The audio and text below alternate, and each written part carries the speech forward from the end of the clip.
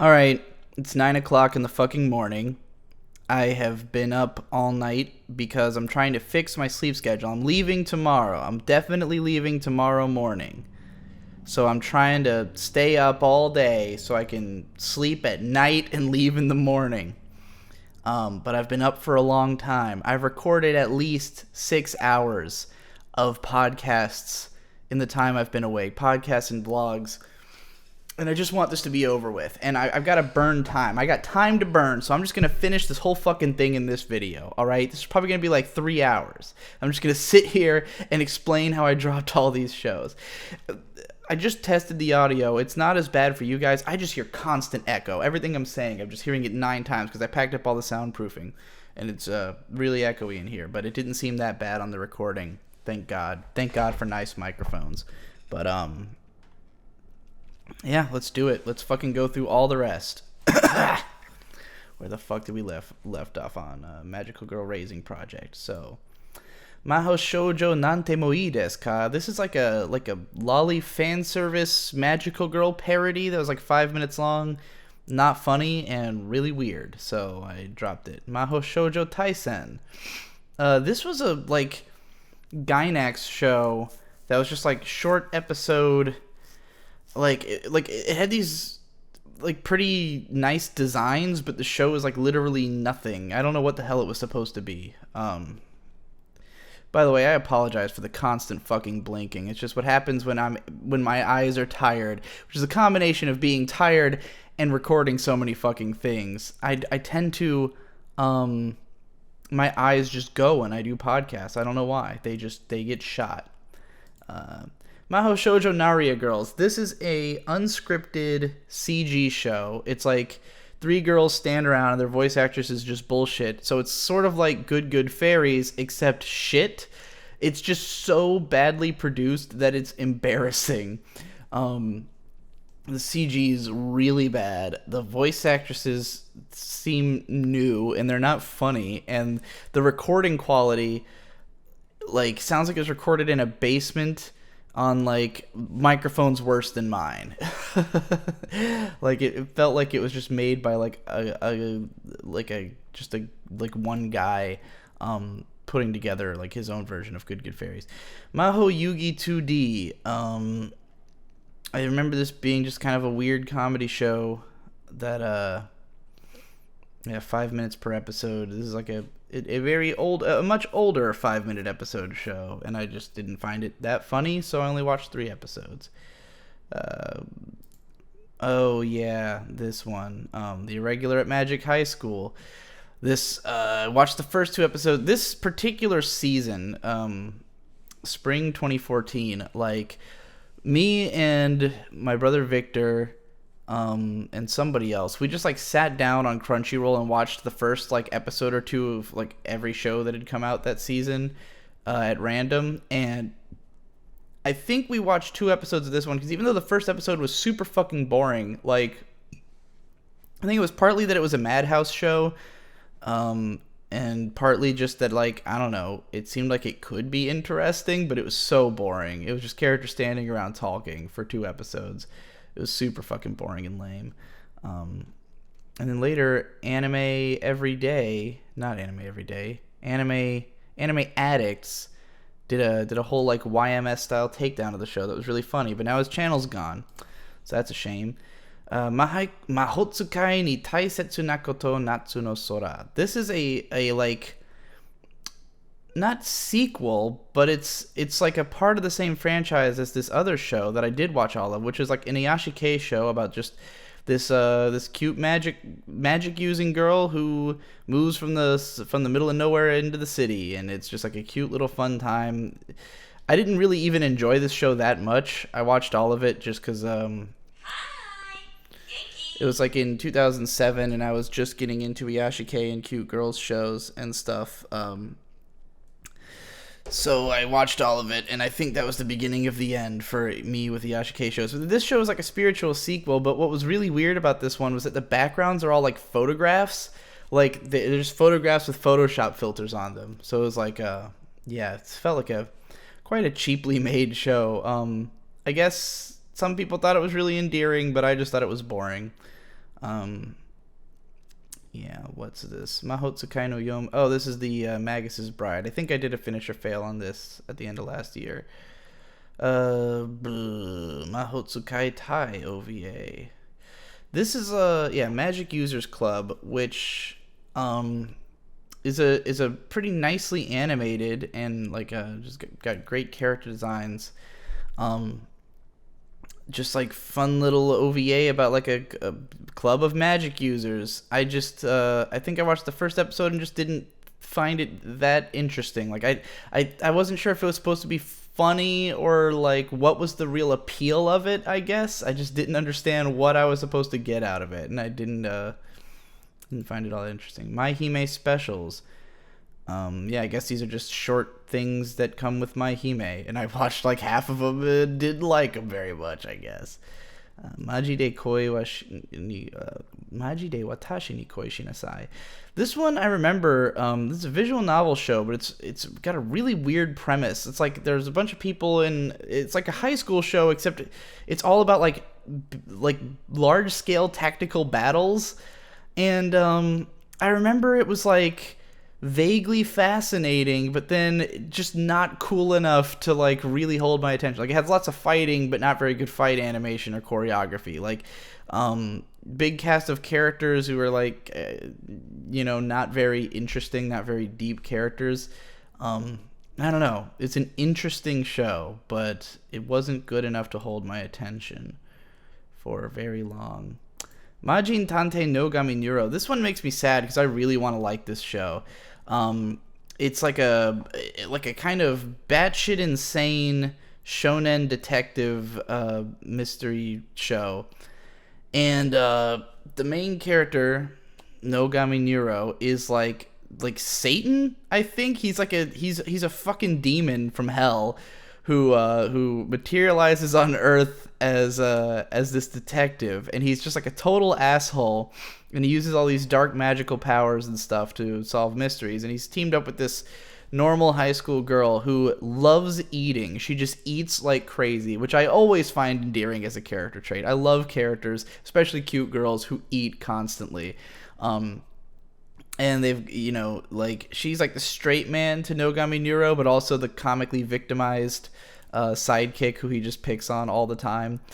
And I liked the characters and their dynamic, and the show has these like crazy ass over the top like violent and edgy scenes in it that are just like totally insane. But ultimately the mysteries aren't that engaging, and like most of the episodic plots weren't that interesting, and eventually I just kind of got tired of it. Even though it had a background plot it was developing that seemed like it was potentially interesting, but it just wasn't making progress fast enough to hold my interest. I'm trying to remember if this is a Shonen Jump thing. What was the magazine this ran in? It is Shonen Jump.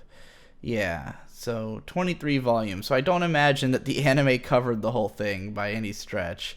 So yeah, I really liked the aesthetic and stuff of the show and the characters, but just wasn't consistent enough. Orphan. I watched the first 4 episodes of this way back when I first was getting into anime in 2003, because I bought the first DVD, I think. And at the time, I just really didn't like it. Like, I thought it was super boring, and I just didn't get it. I was like, confused. And then more recently, I watched the first episode. I don't remember why, but I actually thought it was pretty endearing. And the fucking main girl is unbelievably cute. She's everything I like in an anime girl, which is to say she's blonde and she has cool hair. And I really, really liked her. But the show is like, it's another one where it's like just on the border between like being interesting and not that interesting. And I just kind of thought I'll probably never get back to it. Or maybe I just didn't change, because I would have already had it marked as dropped after 4 episodes. So maybe I just didn't change the status of it after watching that first episode. Because it would be weird if I had it marked as on hold at 4 episodes when I've only rewatched the first one, you know? I don't know. Luna Varga. This is OVA from 91. Oh, this is the one. Okay, this one's like fucking... This one's insane. And this has like the best premise ever. And this is another one where I thought the show was all right, not enough for me to like want to watch the whole thing, but I was just like, because I was blazing through shows for the 1991 project, and I just like did not have time to watch all of them. And this one was pretty dumb, so I was like, okay, I don't need to watch the whole thing. But so it's about this girl who's like the princess of a kingdom that's like getting taken down, like the kingdom is falling apart, they're getting attacked by brigands and shit. And so she summons this power that basically turns her bottom half, the bottom half of her body, into the brain of Godzilla. She like literally summons Godzilla. Like it looks exactly like Godzilla. And like she just is, the top half of her body is just sticking out of Godzilla's head. So it's essentially a show about the idea that a woman's bottom half is comparable to a giant king lizard. It's fucking insane. And I thought that was fucking hilarious and excellent, but it's a pretty dumb show, so not something I felt the need to finish, but I wouldn't mind finishing it. Maken Ki, oh god, I don't even remember. It says it's a obviously a fan service rom-com. Look at the tits on these girls, Jesus Christ. I don't remember this at all. 2011? Yeah, I don't know. I have no idea. Demon Hunter Yoko. I watched a few episodes of this because of the fact that Shinbo directed the was it the last episode or the last two episodes? I don't remember. But Shinbo directed some of it. So I watched it. I watched the episode he did, and I think I also watched the first two or something like that. And it's just, it's not very good, and it's very trashy. The first episode has, like, an extended molestation, I guess I'd call it a rape sequence, of the main girl. Like, she gets, like, brainwashed, and like, it doesn't even matter afterwards. Like, this show has, like, tons and tons of, like, the main girl just getting, like, molested by people or getting her clothes torn off, and it's just treated like, haha, that's hilarious. It's got some pretty well-animated action scenes, but it just kind of made me uncomfortable for the most part. Manuhi Kensho. This is a show, it's a fan service adventure show, but it's like in a world where boobs determine, the size of your tits determines your status in society. And this girl's like a revolutionary warrior trying to make that not the case. And she has a special sword technique that lets her reduce boob size by slapping tits with her sword. And it's hilarious and kind of interesting. I made it 4 episodes in, and I guess I just didn't like I think I just thought the jokes were not that funny. Like, I didn't there was elements of the show that were really interesting and elements of it that I was just like about. And it was like a lot of the same people who did Seikon no Quasar, which I'm a big fan of. I've heard some people say that they think this show is like really incredible, that it's like super underrated, and that it has all this interesting stuff to say about society or something, but I don't know how much of that is a meme. But I'm sure it's probably good. Maple Colors. What in the fuck is this? I have no idea what this is. This does not look familiar to me in the slightest. I don't know why I would have watched it. Yeah, I don't remember that at all. Maps. I don't remember this at all either. While looking for the legendary Map Man, the last surviving member of the Nomad Star Tribe finds him in Tokyo. This doesn't even look familiar to me. Did I watch this as like a randomizer thing? Yeah, I don't remember. Don't remember it at all. Maria Holic. This is a show about this girl who breaks out into hives whenever she's around men. And she's like a hardcore lesbian, so she goes to an all-girls school, and she thinks she's rooming with the most beautiful girl at school, but it's actually a guy who's just cross-dressing, and he's like forced to go there by his parents, and he just like kind of bullies and manipulates her. And it's a Shaft show, and like I was excited for it when it started. It has an amazing opening video, and I was really excited for it when it started because I was big into Shaft at the time. But like, I just didn't find it funny, and I really like disliked this guy because he's just a dick. I don't know. I remember thinking that the style of humor was not up my alley. Mary and Galley. This is a fucking weird show. It's about a goth lolly who hangs out with, as it says, famous scientists. It's very short episodes, 5-minute episodes, and there's 40 of them. What's super weird about this show is that it's character designs by Yoshihiko Umakoshi, who did the designs for Kashurn Sins and Ojamajo Doremi, Boku no Hero Academia anime adaptation, and the most important one I'm forgetting, Heartcatch Precure. One of my favorite character designers. The entire style of my channel's banners and avatars are based around his color design.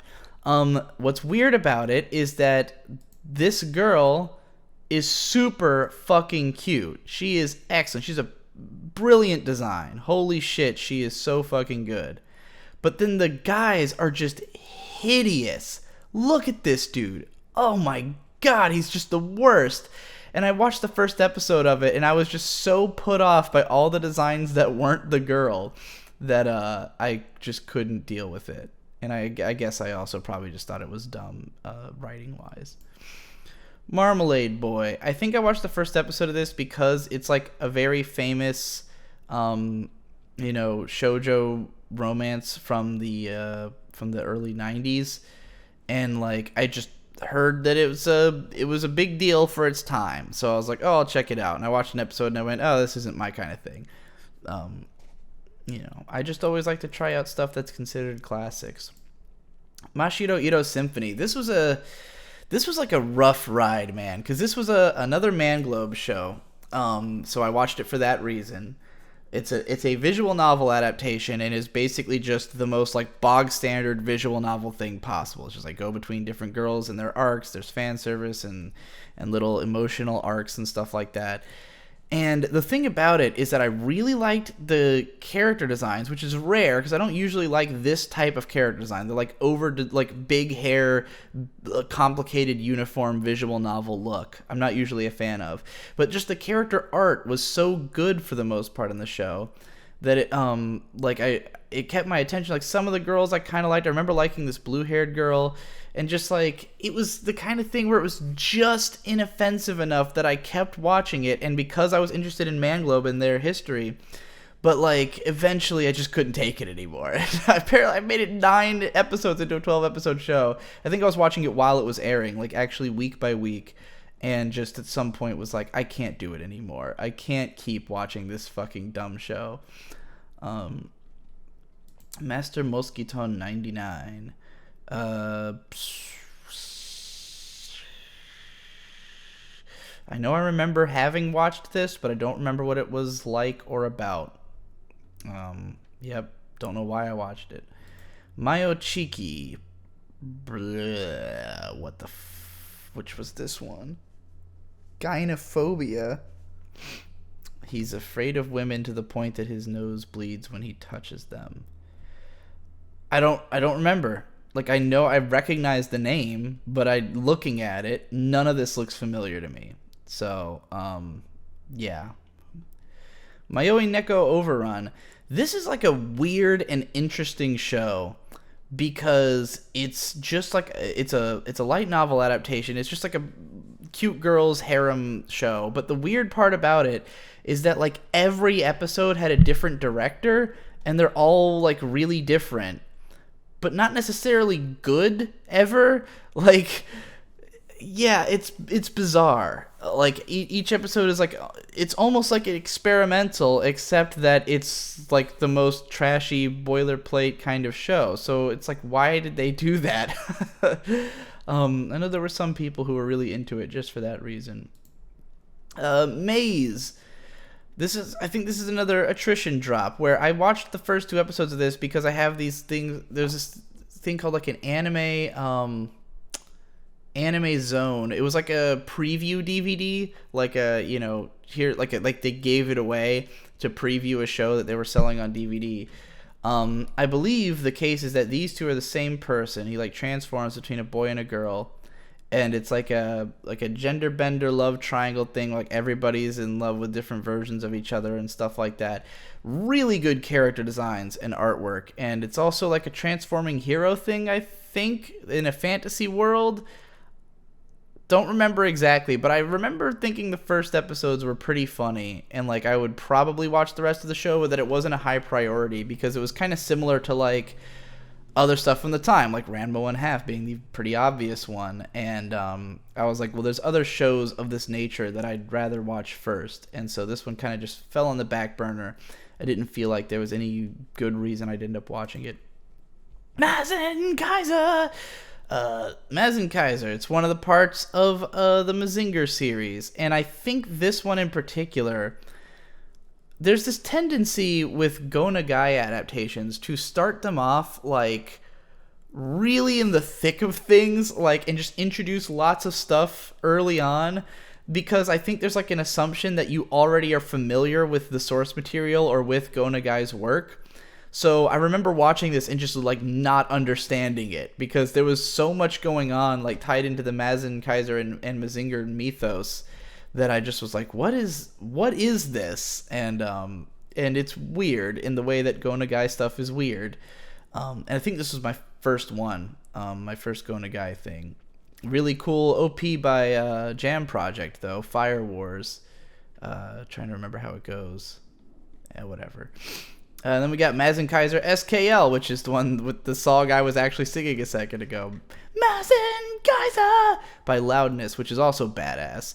This is like the most fucking like Affliction t-shirt, like just like badass skulls and guns, and like it's these Mazen Kaiser SKL looks like an Image Comics from the 90s. Like it looks like Spawn. It's like this insane, ridiculous design with like all these spikes coming off of it, and it uses big fucking sword. And the two guys who pilot it, it's like a dual piloting setup. One guy uses blades and the other guy uses guns, and they're both like always just smiling, and they just want to kill shit. They're like, I like to kill shit. And they just go around and kill a bunch of shit. There's a bunch of hot girls.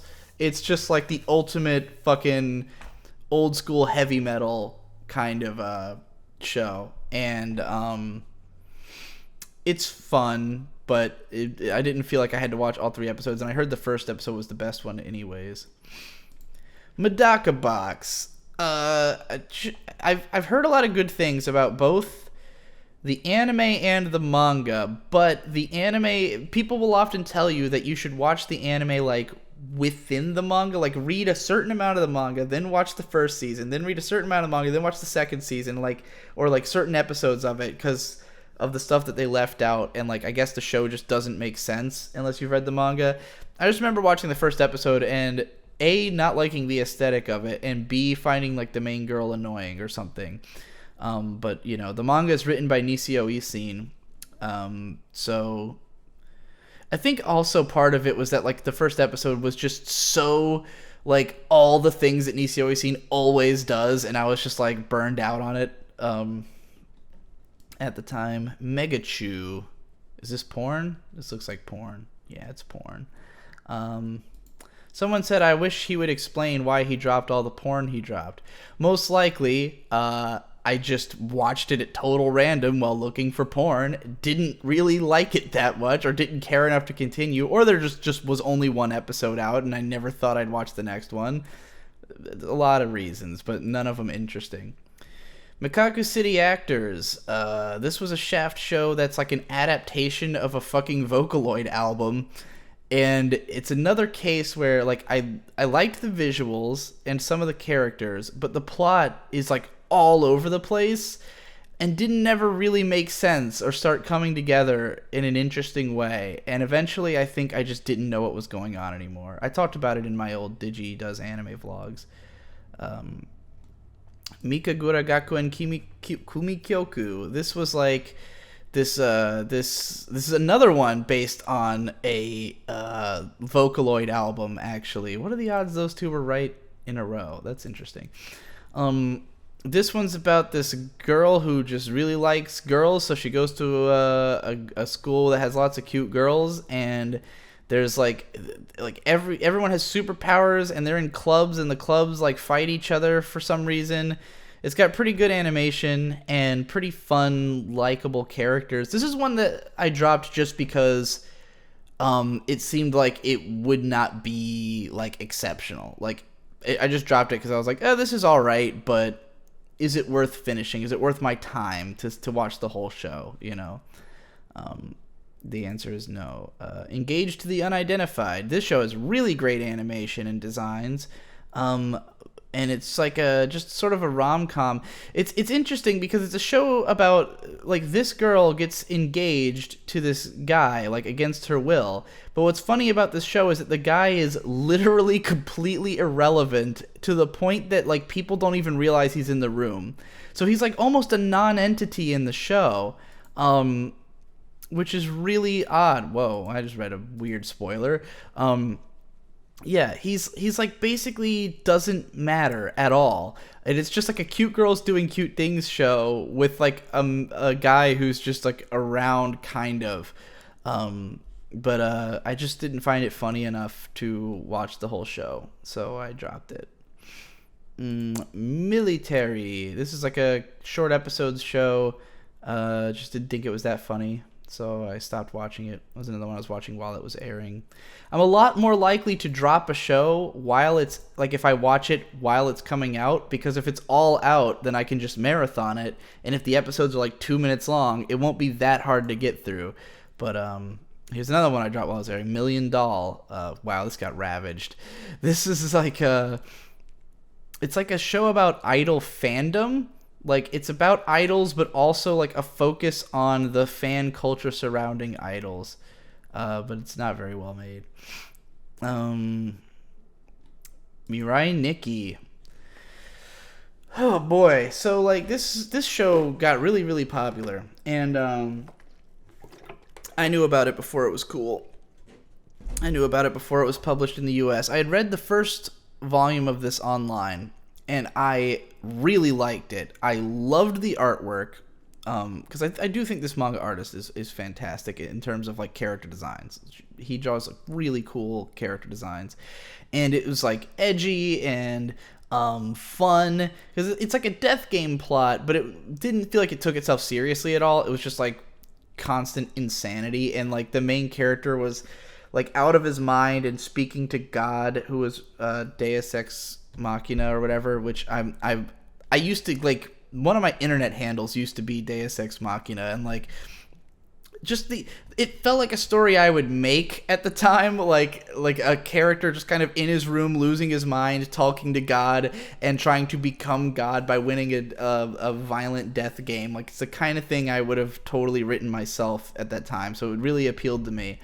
And then the anime started, and it didn't capture the aesthetic well enough. The same problem with Dead Man Wonderland, where like the manga art is really exceptional and the anime did not capture it. The designs didn't look good. The animation sucked. I didn't like the look and feel of it, and it was slow compared to the manga.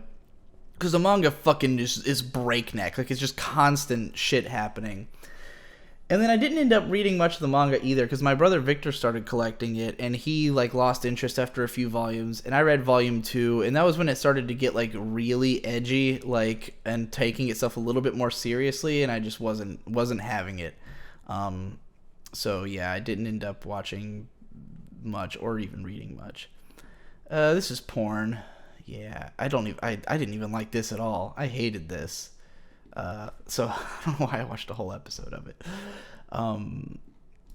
Nemo Scene. This is another drop of attrition. This is a show that I thought the first episode of this was like the coolest shit in the universe. Cause okay, it's about this really hot lesbian girl and her cute QT 3.14 assistant girl, and she's like a badass action star, and she's immortal. Like, all the main characters are immortal. And she, like, I don't know, fights demons or some shit. But, like, this is, like, definitely like a violence and sex kind of show. Like it's a dark, gritty, sleazy kind of nighttime adult show. But what's cool about it is that everybody's immortal, and I'm a huge fan of immortality because I love gore and violence and fun, edgy stuff. I just don't like when characters die. I don't like it to be dark, you know? I like edge, I just don't like dark edge. So this show, because the characters are immortal, all kinds of really fucked up, gruesome shit can happen, but it doesn't matter, and that's what I love about it. And so, like, there's a scene in the first episode where the main character girl has, like, hooks all in her body and shit, and she's, like, being torn apart and tortured and stuff, but she fucking powers through that shit and comes out with a fucking... She has a shotgun glove, and she's, like, punching zombies with a shotgun glove and shit, and it's fucking awesome. And it has both the OP and ED, both by Galnerius, which are fucking incredible. The OP is Alsatia. Crowd in the mess atop. You must wait and play your game. Emotional neglect is a price that you must pay for your desire. It's Alsatia. You gotta listen to it. It's the best OP. And the ED. Cause disarray kisama. I love Galnerius. They're fucking great. And it was cool. But then the second and third episodes weren't as like exciting and badass as the first one, and I wasn't sure how I felt about where the plot was going, and so I just didn't end up finishing it. But I wouldn't mind checking it out again because it was pretty cool. And, you know, it's got Alsatia. Badass fucking song. I think I never finished it because the episodes were like 45 minutes long and I just couldn't like find time. Pat Labor, the TV show.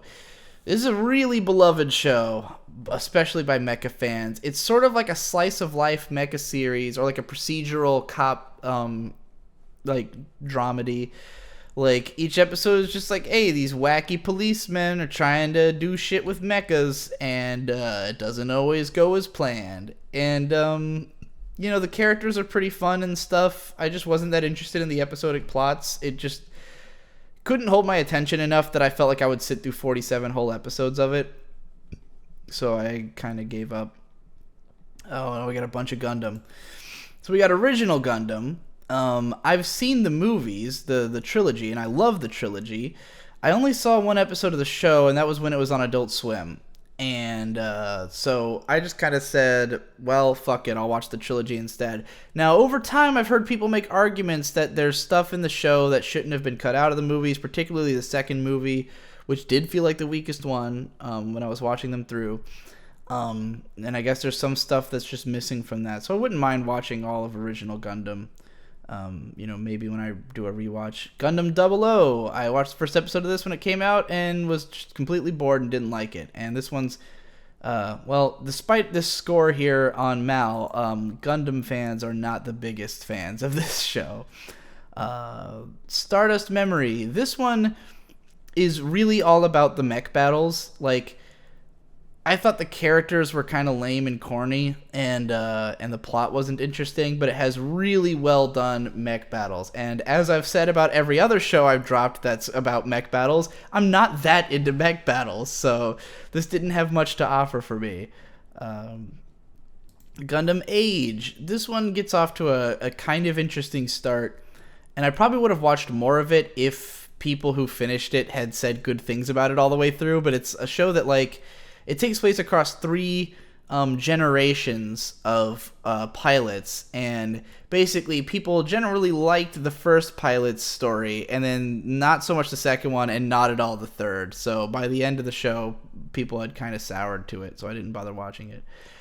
Gundam Wing. This show is terrible. I saw some episodes of it while it was on Cartoon Network.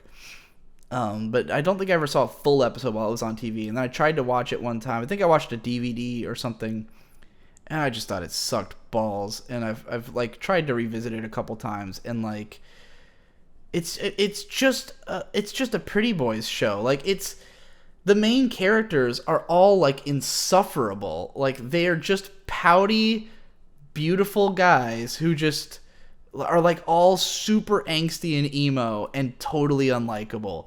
And just the way the plot unfolds is lame, and the quality is sort of inconsistent.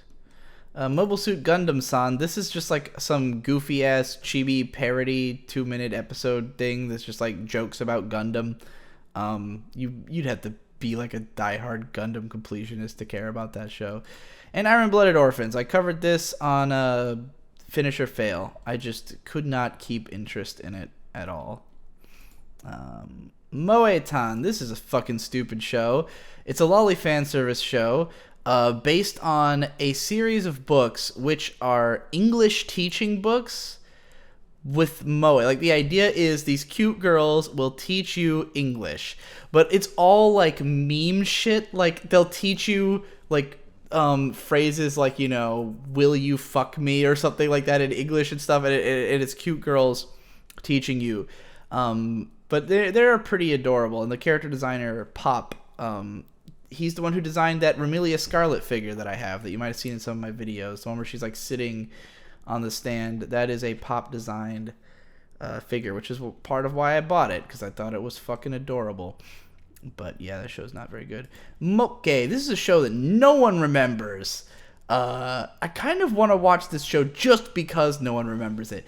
This was basically like Mushishi, but with cute girls. And it's not even really like cutesy or anything. It's just it's Mushishi with girls, or maybe better comparison would be Natsume Yujincho. It's like these two sisters who can see ghosts, and each episode they have to like do something with a ghost or whatever. It's pretty slow and pretty boring. I watched 11 whole episodes of it, but I just it was just a little bit too slow and boring for me. And eventually I lost interest.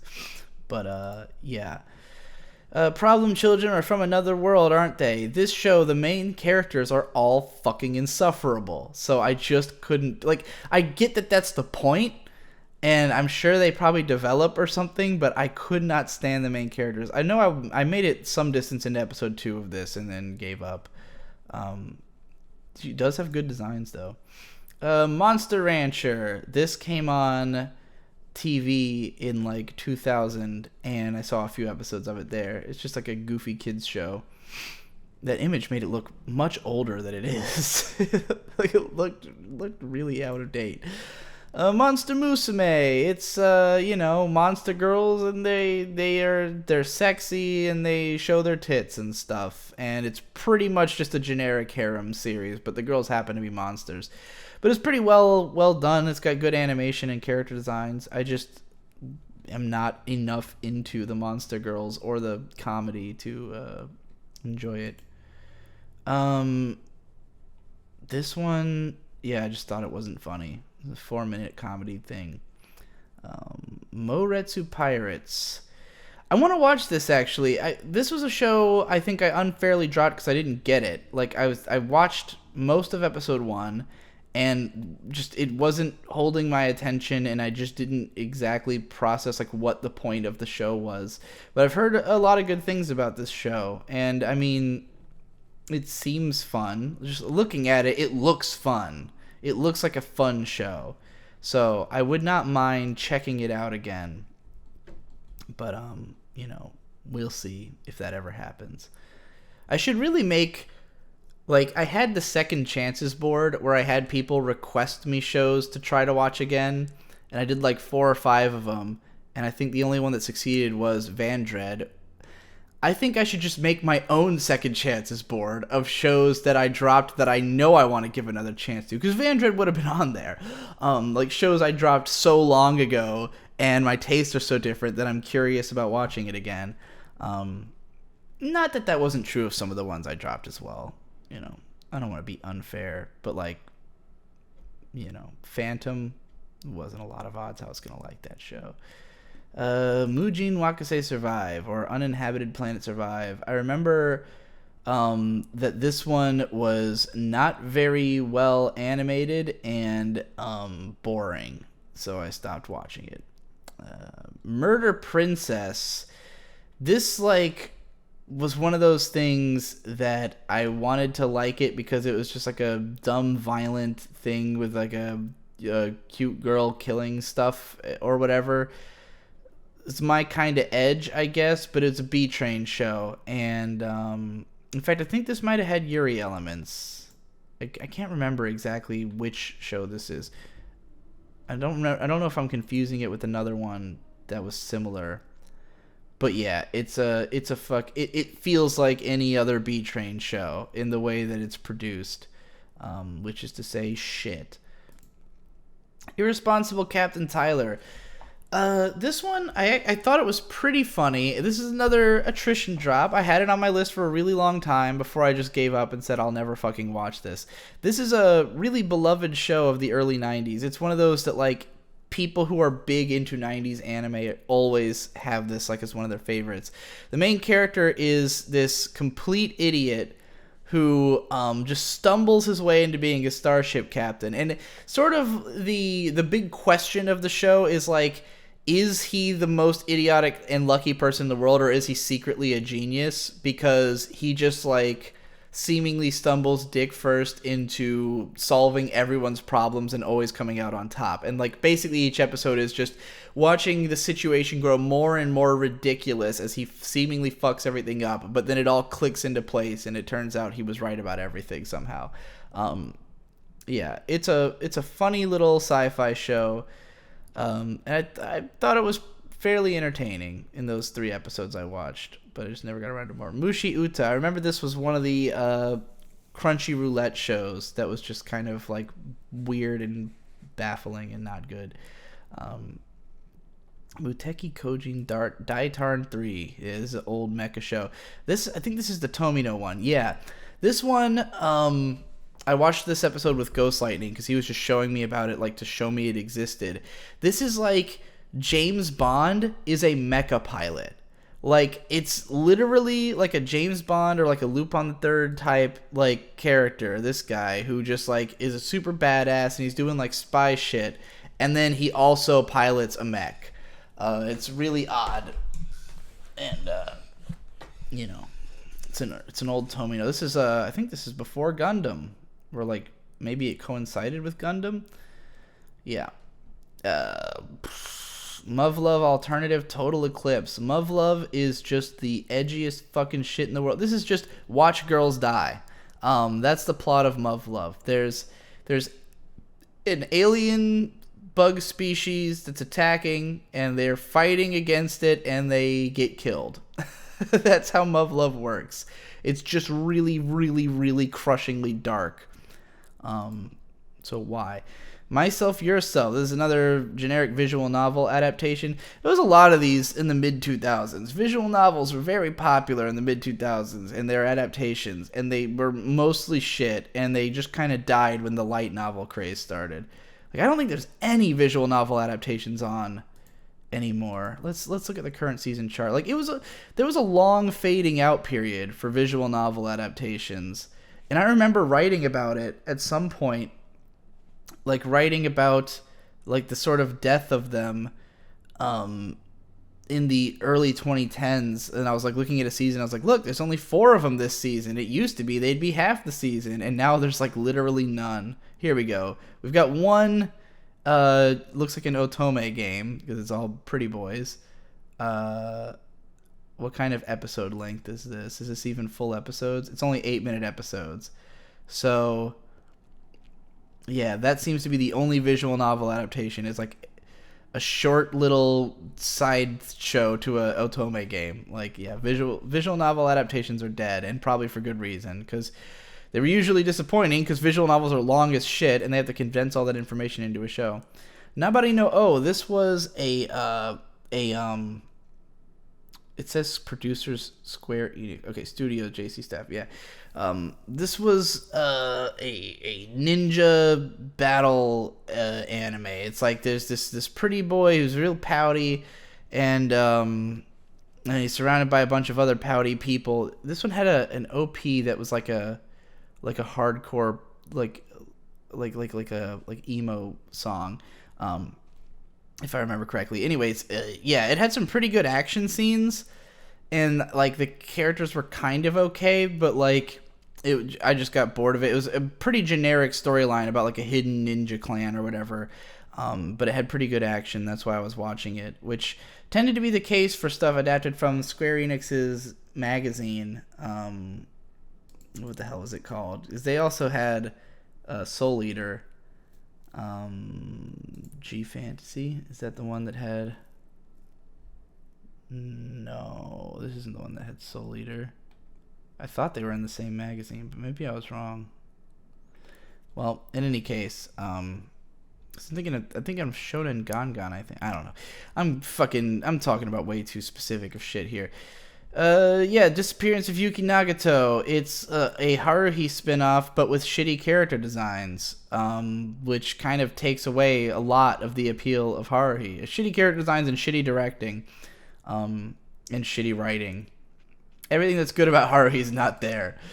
Nagi no Asukara, I've talked about why I dropped this in the past. It again is the Mario Kata problem of all the characters, all they have going for them is that they're in love with each other. That's the whole plot of the show. These kids all have a complex love web, and they all care about it a lot, and there's a lot of melodrama, and I don't care. It does have interesting other aspects to it, though, that there's like this... Like, okay, these kids all come from the ocean, and they're from, like, an underwater society, and they're trying to, like, integrate with the people on land. And some of the themes of, like, discrimination are interesting. This kid's sister has an interesting story of her trying to become, like, a family with the people on land. But other than that, the characters are all super boring. And they're beautiful. The show is beautiful. It's a gorgeous, lush PA Works production, but... just didn't care about a lot of the stuff going on in it. And I obviously gave it quite a chance. I went all the way post-time skip and still didn't like it. This is fucking...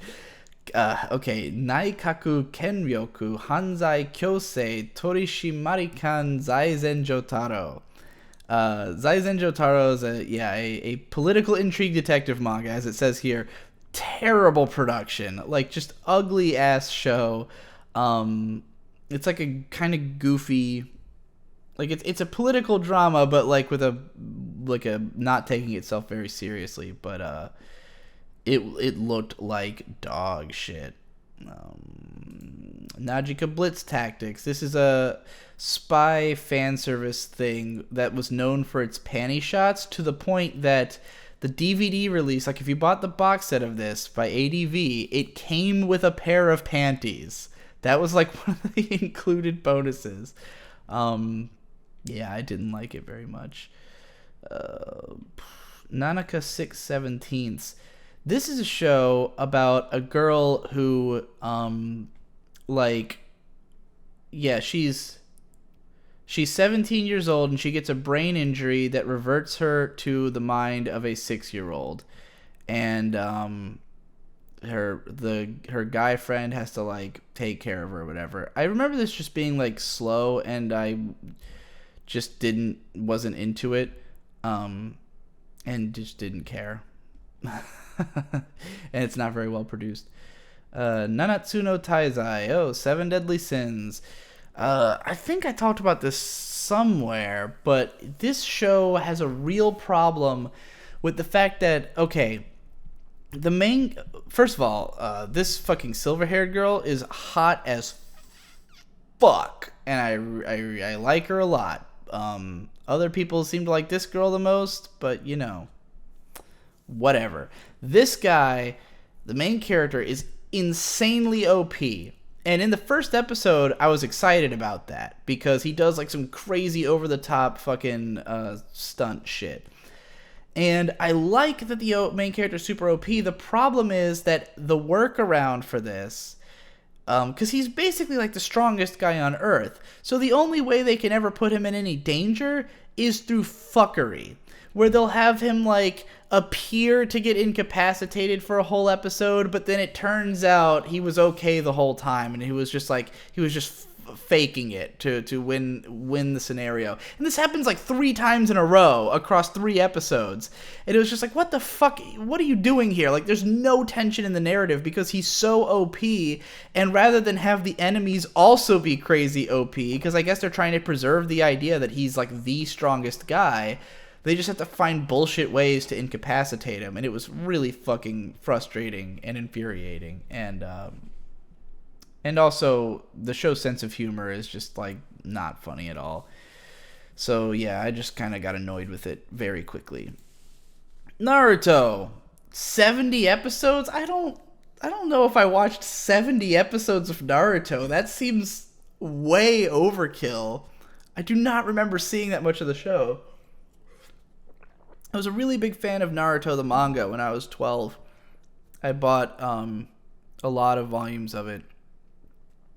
I want to say 12 in total before I sold most of them. I still have the first volume because I had a holographic. There was like 1,000 printed of this holographic cover, and I have that. But Naruto, you know, I was really into the manga, and then at some point I just like stopped caring and stopped reading it. I think just because I couldn't afford another volume. Like I was poor for a while, and just couldn't buy one, and then like it got so far ahead of me that I didn't bother trying to catch up. But then the anime came out, and it was on Cartoon Network, and I like immediately deeply hated it. Like I just felt like it didn't represent the style of the manga. I hated Naruto's voice. I hated that he was saying "believe it" all the time, which was not even a thing in the English translation of the manga. Yeah, it seemed like really for kidsy and like lame, and I was like, oh, fuck this. And they also added in stuff, like there was filler immediately, like in episode 2. So yeah, I wasn't into it.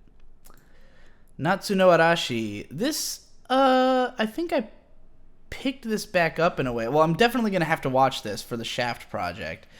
But it's like a weird time travel comedy show. Like it sort of mostly takes place in like this one cafe, and it's like a romantic comedy time travel thing. And I don't really remember what the plot was because it's kind of confusing. But yeah, it's kind of fun, and it's a Shaft thing, so I'm definitely gonna end up watching the whole thing. So I might as well just mark it as on hold. Okay. Nazo Tokine. Oh, this was just like a weird little flash thing. I finished or failed this. I don't know why it exists. Needless. Man, another attrition drop. This one, I thought the first episode was like badass and manly, but it was also totally stupid. But this show had an awesome OP and a phenomenal ED that is like nothing but lolly Yuri fan service. It's just 3 cute girls like just like doing shit together, man. It was it's intense. It is like a visual overload, like a total like a stimulation overload. And the OP is badass and manly and shit. It's Modern Strange Cowboy. And yeah, like it's all like sketchy lines and intense yelling. Now, in my uneducated and foolish perception of anime at the time, not unlike many people still are to this day, when this show came out, all I said was like, it's just ripping off Gurren Lagann. It just looks like Gurren Lagann. They're just trying to make Gurren Lagann, but it's not as good as Gurren Lagann. It's not as good, but they're just ripping it off. Yeah, well, I doubt that's what they were doing, but it similar atmosphere. It's got the super rough, sketchy lines and everything. Is this guy really voiced by Paku? Okay, that's her, probably his young voice. I don't know why she's listed as the top voice when it's obviously Takahito Koyasu. This is the way the information's laid out on this site is headache inducing sometimes. Anyway, yeah, really cute girls. I'd like to watch that show sometime. Neo Angelique Abyss. I think this is a reverse harem show that I got. Yeah, I got this on Crunchy Roulette. I remember. Net Ghosts People Pop. This was also a Crunchy Roulette thing, I think. It was just like it's a kids show with a kind of interesting premise about like kids going into the internet, and there's these ghosts that live in the internet. But you know, it was just like a kids show. Nettoge no Yome. This girl is really fucking hot. And she really wants to fuck this guy. and for no reason, he won't fuck her. It's stupid. It made me drop the show. Nightwalker. I remember this having a really cool first episode, actually, and I'd like to watch the rest of it sometime, but I figured I'd never get around to it. It's like a detective show, but like the detective's a cool vampire guy, and it's got like a really striking visual style, very 90s. It was cool. That's all I remember about it, is that it was cool, and then I never got around to watching the rest. Night Wizard. This is what I like to call, there's a certain genre of video game adaptation that I call the gigantic fuck-off weapon genre. It's a genre, like, they'll take a game where you just have ridiculously massive weapons, and the anime series is just like about having big weapons and killing shit with them. God Eater is a good example of this, for a modern show that some of you might have seen. This is another one. It's just like the characters have huge fucking complex weird weapons, and they just kill lots of stuff with them, and that's all that really happens. It's not good. Okay, where does that leave me? Nijiro Days. Oh, this was the one. It's like these, this is kind of a sweet little romantic comedy. There's these 4 pretty boys, but they're all dating. They're actually dating girls, each of them. This guy is like in love with this girl who's really deadpan, and it was kind of all right, but I didn't care enough about, like, it wasn't good enough to carry me through, and I was rushing through the finish or fail shows, so I didn't bother. The Girl of 20 Faces, Daughter of 20 Faces. This one is a sort of odd story about this girl who, her parents die. She has to live with her aunt and uncle, who are like pieces of shit, and they're like literally trying to kill her, to like get her inheritance or something. And then she gets like rescued by this phantom thief guy, and she's like, fuck you to her aunt and uncle, and she's gonna go become a thief. And I only watched 3 episodes, and I guess I wasn't that into it, but I know the show has like major time skips and stuff and takes place over a huge amount of time. It seems like it could be interesting, but I remember being bored with it, so I don't know. Nisikoi. I don't even think I finished the first episode of this, but it's super long-running Shonen Jump rom-com, the kind that spins its wheels forever, and it's mostly just about how cute these girls are, and they are fairly cute. It's a Shaft show, so I'm definitely going to end up watching it, so, that's going to happen. Number 6. This was a show that went downhill at a startling rate. So this is a yaoi show, or at least boys love. I don't know if it ever goes to full-on sex. I don't remember. But the first episode of this is really strong. It establishes like this sci-fi dystopia world. It has like really great animation. These 2 characters who are kind of interesting, and they have like a whole past that's shown together. And then episode 2 was suddenly really boring, and then episode 3 was like janky and horrible, the way I remember it. And it was just like, wow, that went downhill fast. And then my brother Victor watched the whole show, and this show gets to a like really batshit insane conclusion where like they like invade this facility to release a giant swarm of bees to destroy the civilization or some shit. It's fucking weird. And the main thing I remember about it is that he made an AMV of the final episode set to the song Trouble on Dookie Island by Lonely Island, and it was the funniest shit in the world, but it'll never be viewable online because of the copyright implications, so you'll never get to see his amazing number 6 Trouble on Dookie Island AMV. Nobunaga no Shinobi. This is a cute little show, but it was not funny enough for me to want to keep watching it. Where am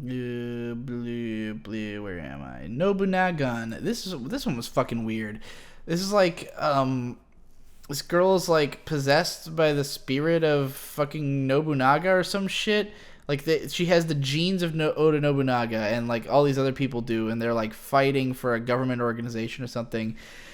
Really stylized visuals, but like to no avail. Like it's just like weirdly directed and paced.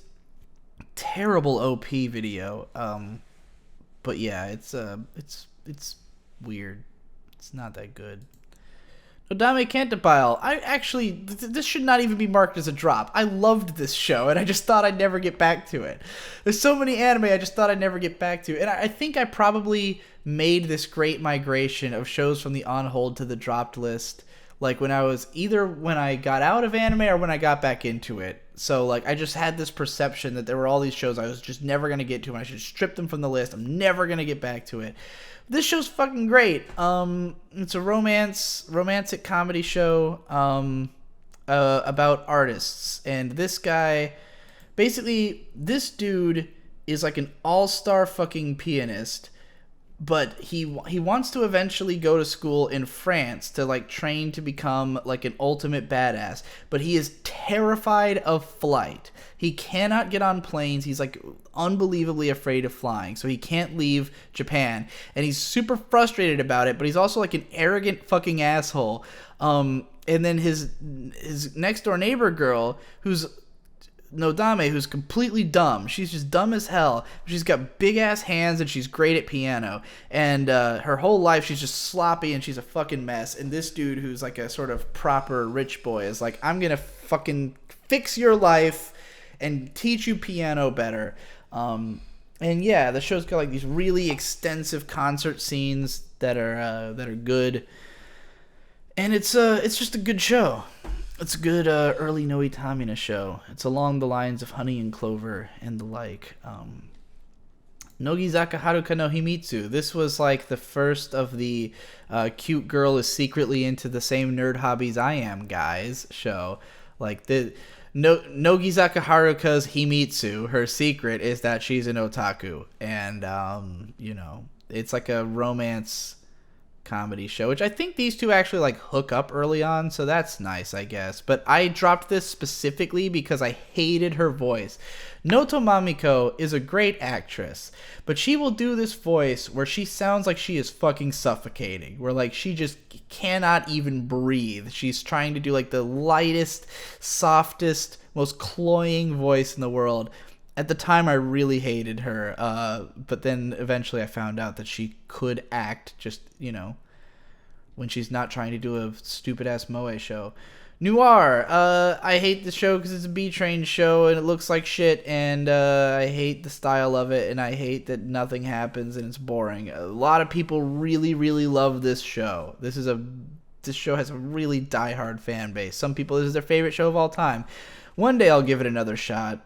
I'll give it a fair shake, because there's certain shows that I don't like, but I'm so curious about that I have to eventually watch it all. Like, I just want to understand what the show is. Like, even though I don't like it and I've dropped it, it's like I need to know, for the sake of my heart and soul, what people saw in this show enough to make them watch the whole thing. At least I need to have seen it all just to be able to be a part of the conversation, Like Ergo Proxy, I watched that whole show, and which has a strong start, but like I don't like it, and there's a lot of people who really like it, and at least I've seen the whole thing, so I can kind of talk to those people, But when it comes, or be steadfast in my opinion, like, no, I'm laying down the law. Ergo Proxy sucked.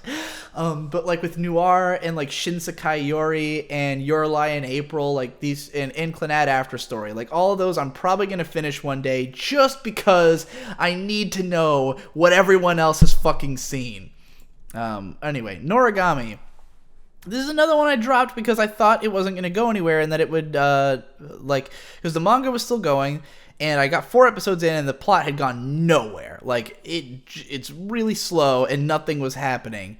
And I was like, okay, this is just going to end after 12 episodes, and then I'm going to have to go read the manga. So fuck it, I'm dropping it now. But then they announced the second season, and a lot of people really liked the second season, and I didn't dislike this show. I mean, I wasn't super into it or anything, but the main characters were kind of charming, and, I was having enough fun that I probably would have finished it if not for the frustration over that. I mean, I don't know if the second season has, like, a proper ending or anything, but they continued it, so it doesn't have the exact issue I was worried about, but I don't know how far the plot eventually does go. I've heard a lot of mixed things when it comes to recommendations for that.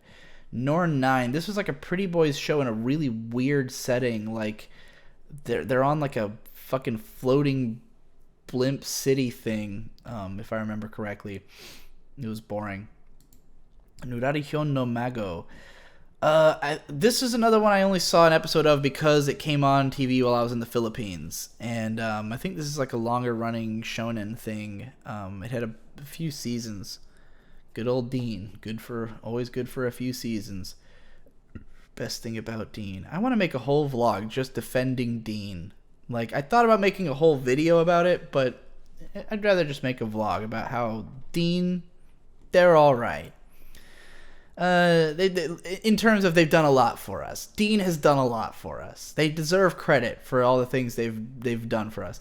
Anyway, Nyan Koi. This is a show about a guy who's got like a cat allergy and he's surrounded by fucking cats. And this girl's really cute. It was kind of funny, but it wasn't enough. It wasn't funny enough for me to watch more of it.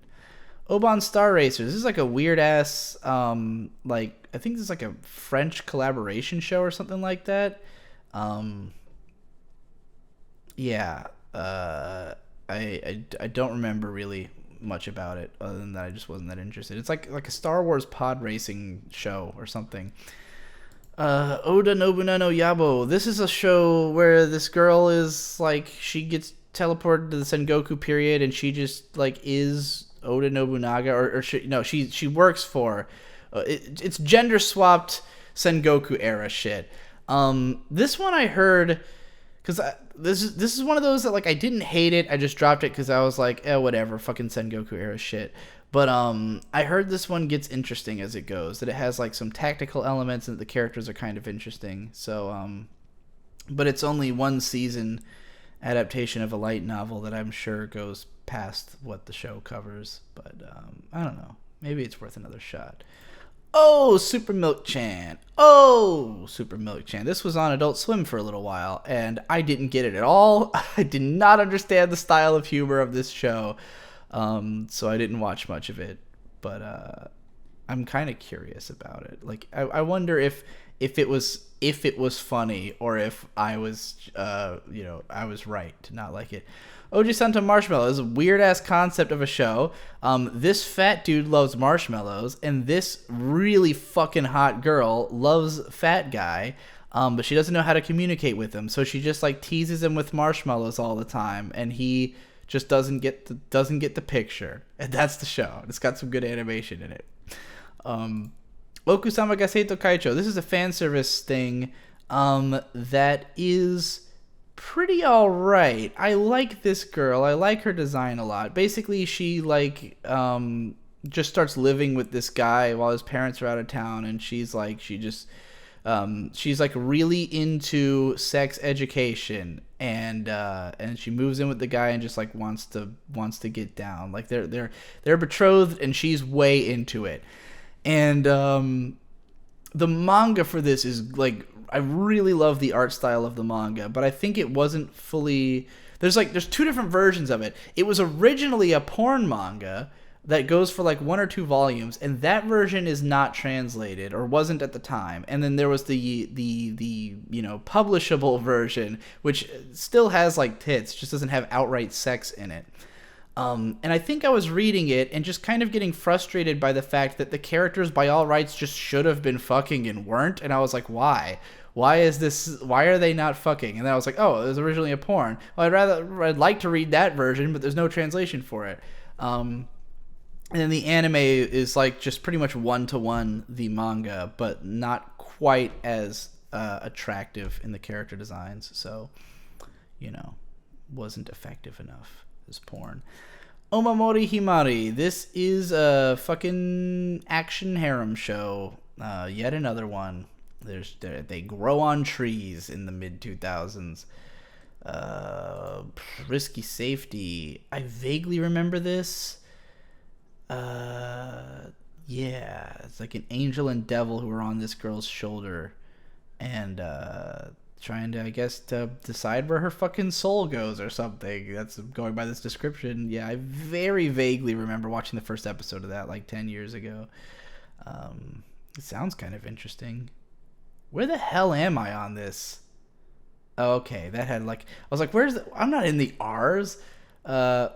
Onaragoro, this is a show about a guy who's got a fart that talks, and it's not that funny. And it's really unfortunate because the guy who made this this short called Mori no Ando. This shit, I've only seen it once, and it was a long time ago, so I don't know if it's as good as I remember, but man, I thought this was like the funniest shit in the universe when I watched this. Like, this shit fucking destroyed me. I was laughing constantly the whole episode. It's just like a little short 5-minute thing that was the funniest shit in the world. So I was excited for Onaragoro, but it's just not funny. One Piece! It's still fucking airing! Oh man, One Piece. I love One Piece. I love One Piece. One Piece is great. One Piece is the longest fucking thing in the world. I don't know if I'm like God, if One Piece ends, I swear to God, I'll read the whole thing immediately. I'll do it instantly. So okay, One Piece. I read a lot of it in Shonen Jump when I was a kid. Like when I was 12, I read definitely up through a guy who does this, Usopp's arc. And I think I stopped right after that. I don't think I ever made it to Barati or Arlong Park. So yeah, I think I made it up to the beginning of Barati. And then the same reason I stopped reading Naruto, I became poor. And I'd been reading it in Shonen Jump magazine. Like I only owned 2 collected volumes of One Piece. I was just reading it in Shonen Jump. And I thought it was pretty good. You know, it wasn't my favorite, but I liked it. Then, sometime later, in like 2007, when I met my friend Donson, he was a diehard One Piece fan. He'd watched the whole show several times over, and it was already 500 episodes by then. So he got me into the movies. So we watched the 6th movie, which is the one directed by Mamoru Hosoda, and I thought it was fucking awesome. I didn't know who half the characters were. I'd never seen Robin before, but I thought it was fucking great. Then we decided to watch the show, and we were going to marathon it together. And we watched 44 episodes, and my biggest problem with it is that A, it was a little drawn out compared to the manga, and B, the animation was fucking awful. Like, it's so inconsistent. There's so many bad shots. It was just like, oh man. Like, because Oda's art is gorgeous. Eiichiro Oda is a fucking incredible artist. So seeing, like, on the one hand, One Piece should be great as anime because it's colorful. Like, it makes sense for One Piece to be full of color and life. And I love the voice cast. But it looks like shit, at least in the early episodes. Like, I think it's gotten better as it's gone digital, but like, I don't know, the earlier episodes looked really bad, so I was like, fuck it, I'm gonna read the manga instead. But I didn't want to have to read back up through like what I just read, and I think the scans were shit at the time. Like, I tried to pick up where I'd left off, and it was like really bad scans, so I was like, well fuck, I don't want to read it like this. And then I ended up watching like all the other One Piece movies with Don-san. Like, we just sat around like marathon One Piece movies one time, and they're all fun. And I really love the characters of One Piece. It's just like reading the whole fucking thing. It's so long. And then a couple years ago in 2014, I read up through chapter 164 or something like that. Like, I was into the Alabasta arc. And then I just like had other, like, I made the mistake of writing a video about it. I made what is the appeal of, no, what is it called? Why One Piece is good? I don't fucking know. I have this tendency, if I write a video about something, I feel like I'm done. Like, the moment I write the video, it's like, okay, we did it. We did what we set out to do, which is to write a video about this. Now we can pack up and go home. Our job here is done. And so, yeah, I fucked up because I was so impatient. Like, I just wanted to fucking write all the stuff I was thinking about at the time. This has happened many times where I write a video about a show and then never continue it, or don't for a very long time. Especially back then in 2014. Like, I'd watch 2 episodes of a show, get excited, write something about those 2 episodes, and then the show was fucking done for me. So yeah, that's why I stopped reading One Piece. I just haven't gotten back to it since because it's so fucking long! Like, when am I ever gonna have time to read 800 chapters? Oh man, but it's so good. Oh well. Onogai Sensei. This is a slow loading romantic comedy from the early 2000s that's actually pretty cool. It's very mature because it's like this guy falls in love with this teacher who's like a space alien. And he's 18 and they actually like hook up in like episode 3 or 4. They're like, "Hey, I like you, you like me. Let's become a couple." So I thought it was all right, but then I just kind of didn't finish it and eventually marked it as dropped. Onigiri, this was just like a game tie-in show that for the game Onigiri, which I have played. Neither the show nor game is very good. Oni-chan no koto nanka zenzen tsuki janai dakara ne. This was a cash-in on Oreimo, the first of many. Oreimo was really successful, and so little sister shows became a big deal. What's weird about this show is the fucking horrendous character designs with these huge ears. It is so fucking weird. How did this happen? How did something like this get made? Why do they look so fucking weird? It's possibly the ugliest character designs of all time. Like, what the hell is wrong with her body? Why is it shaped like this? What is this?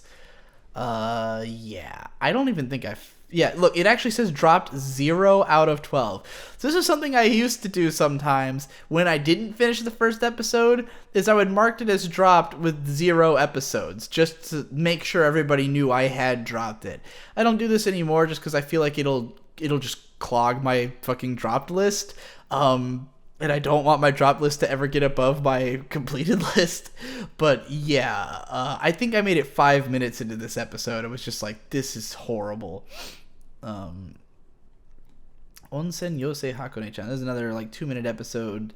Kind of cute character designs, but it felt like nothing. Okami Shoujo Tokuro Oji. This is like a just a shoujo romance thing, and I wasn't feeling it. I guess I don't remember what it's about. I have to go to the bathroom. I apologize if I don't edit this out because I don't know if I'm gonna find it. How fucking deep into this am I? An hour and 17 minutes. I think I actually just covered like exactly 100 shows, but I gotta pee so fucking bad. I'll be right back.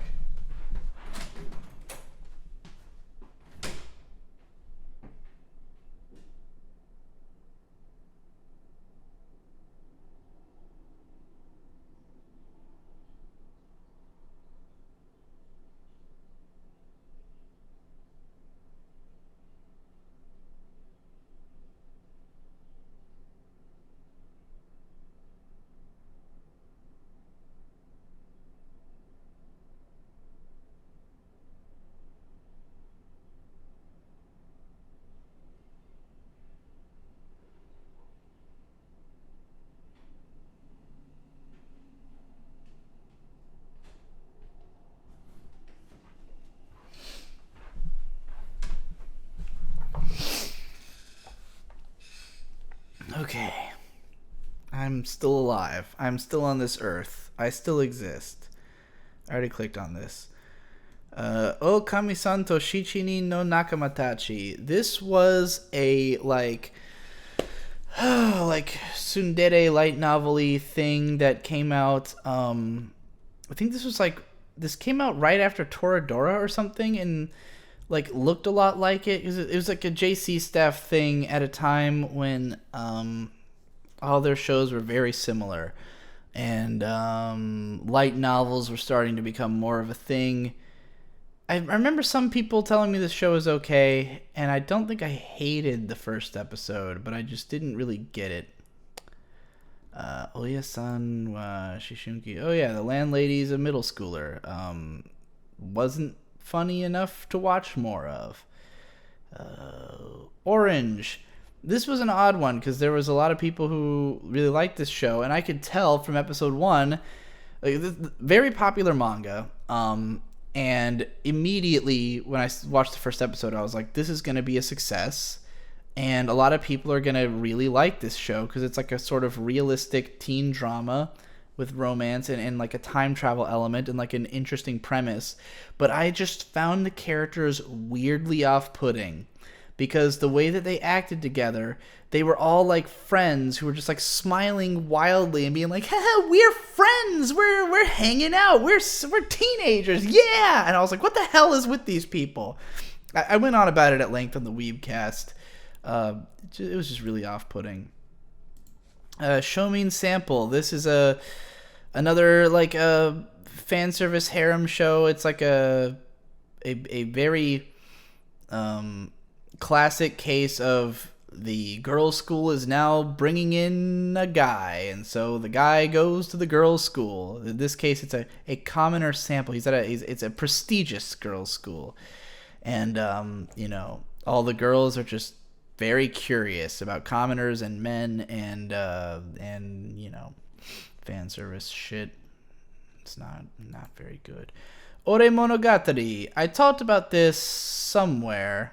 In fact, it was in the 6 Things I Want from Anime Romance video that what had bothered me about this show was that the characters were like just too cloyingly excellent for each other. There was like no conflict in their relationship, and they were just like perfect. Like the main guy is just the nicest guy in the world, and the main girl is she just loves him. That's all she's got. She just fucking loves him, and they're just super close, and that's it. And it's a cute show, and it's fine, and it's fun, but I just got really bored of those two characters. The character who's actually cool is this guy, the best friend guy.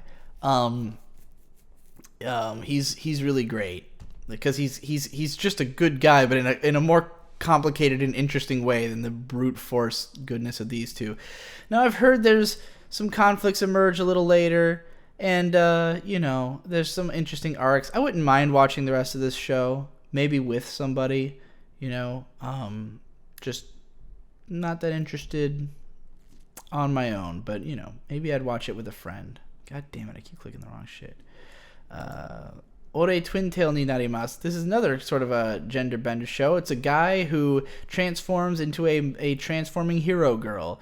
So it's like kind of a magical girl transformation, but he's a hero, and he fights with these other heroes, and it's like a comedy sort of parody thing of like tokusatsu shit, but I didn't think it was that funny. It's one of those I think you'd appreciate more if you're a fan of the genre. Which I'm not in particular. There's a merman in my tub. The guy finds a merman in his tub. Then comedy ensues. For some reason, my cousin Boyd really likes that show, and I don't really know why. Osomatsu-san. I've talked about why I dropped this before.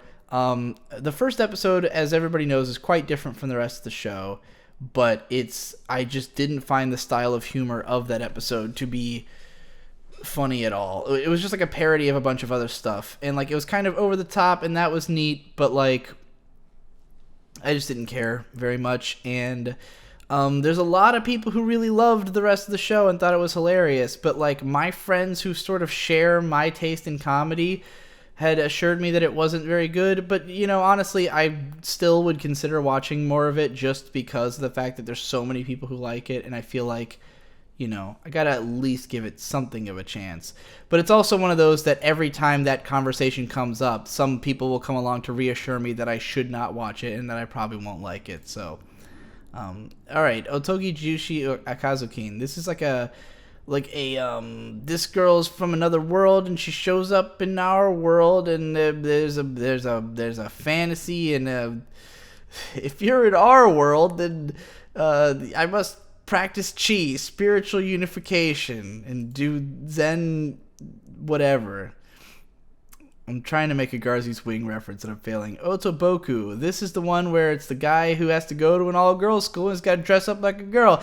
See, you see how when you watch enough anime, then they just all bleed into each other. Like, how many times have you heard me say that sentence? A guy goes to an all-girls school and he has to dress up as a girl. Like, I know I've said that at least 3 times now. Like, and they're all the same. And people wonder why I have such a huge dropped list. Because, like, what could be perceived by some as a premise of a show, to me is perceived as the same shit I just saw last week. You know? Like, for fuck's sake, they're all the fucking same. There's so many fucking cookie cutter anime out there. And like, yeah, all of them are probably okay. They're probably not bad, but they're all the fucking same, and they're not great, so like, why watch any of them? If you, maybe you could sit through one, and then you're just like, alright, I got it. I know what this is gonna be from now on, you know? I don't need to watch all of these. And I've been doing this forever, so when a new one comes out, and people are like, why'd you drop it at one episode? It's got some good elements. I'm like, look, I watched it 10 years ago, and it was called this other thing, you know? Anyway. Outbreak Company. This one's got some really cute girls, and I like the premise of this show. It's about this guy who is a huge anime and manga fan, and he's brought to this other fantasy world that the Japanese government has discovered, and they're trying to like establish connections with the people in that world in secret, and they bring this guy to try to teach them about culture because anime and manga have been the most popular cultural export of Japan.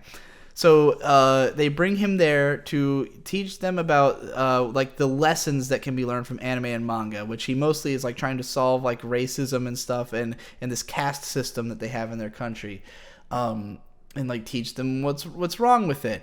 Interesting concept, but the main character is fucking insufferable, and I think he's like intended to be like, I don't know, high-functioning autistic or something. He has no social capabilities whatsoever, and he just, like, constantly is screaming references to stuff at people. He reminds me of my autistic cousin, frankly.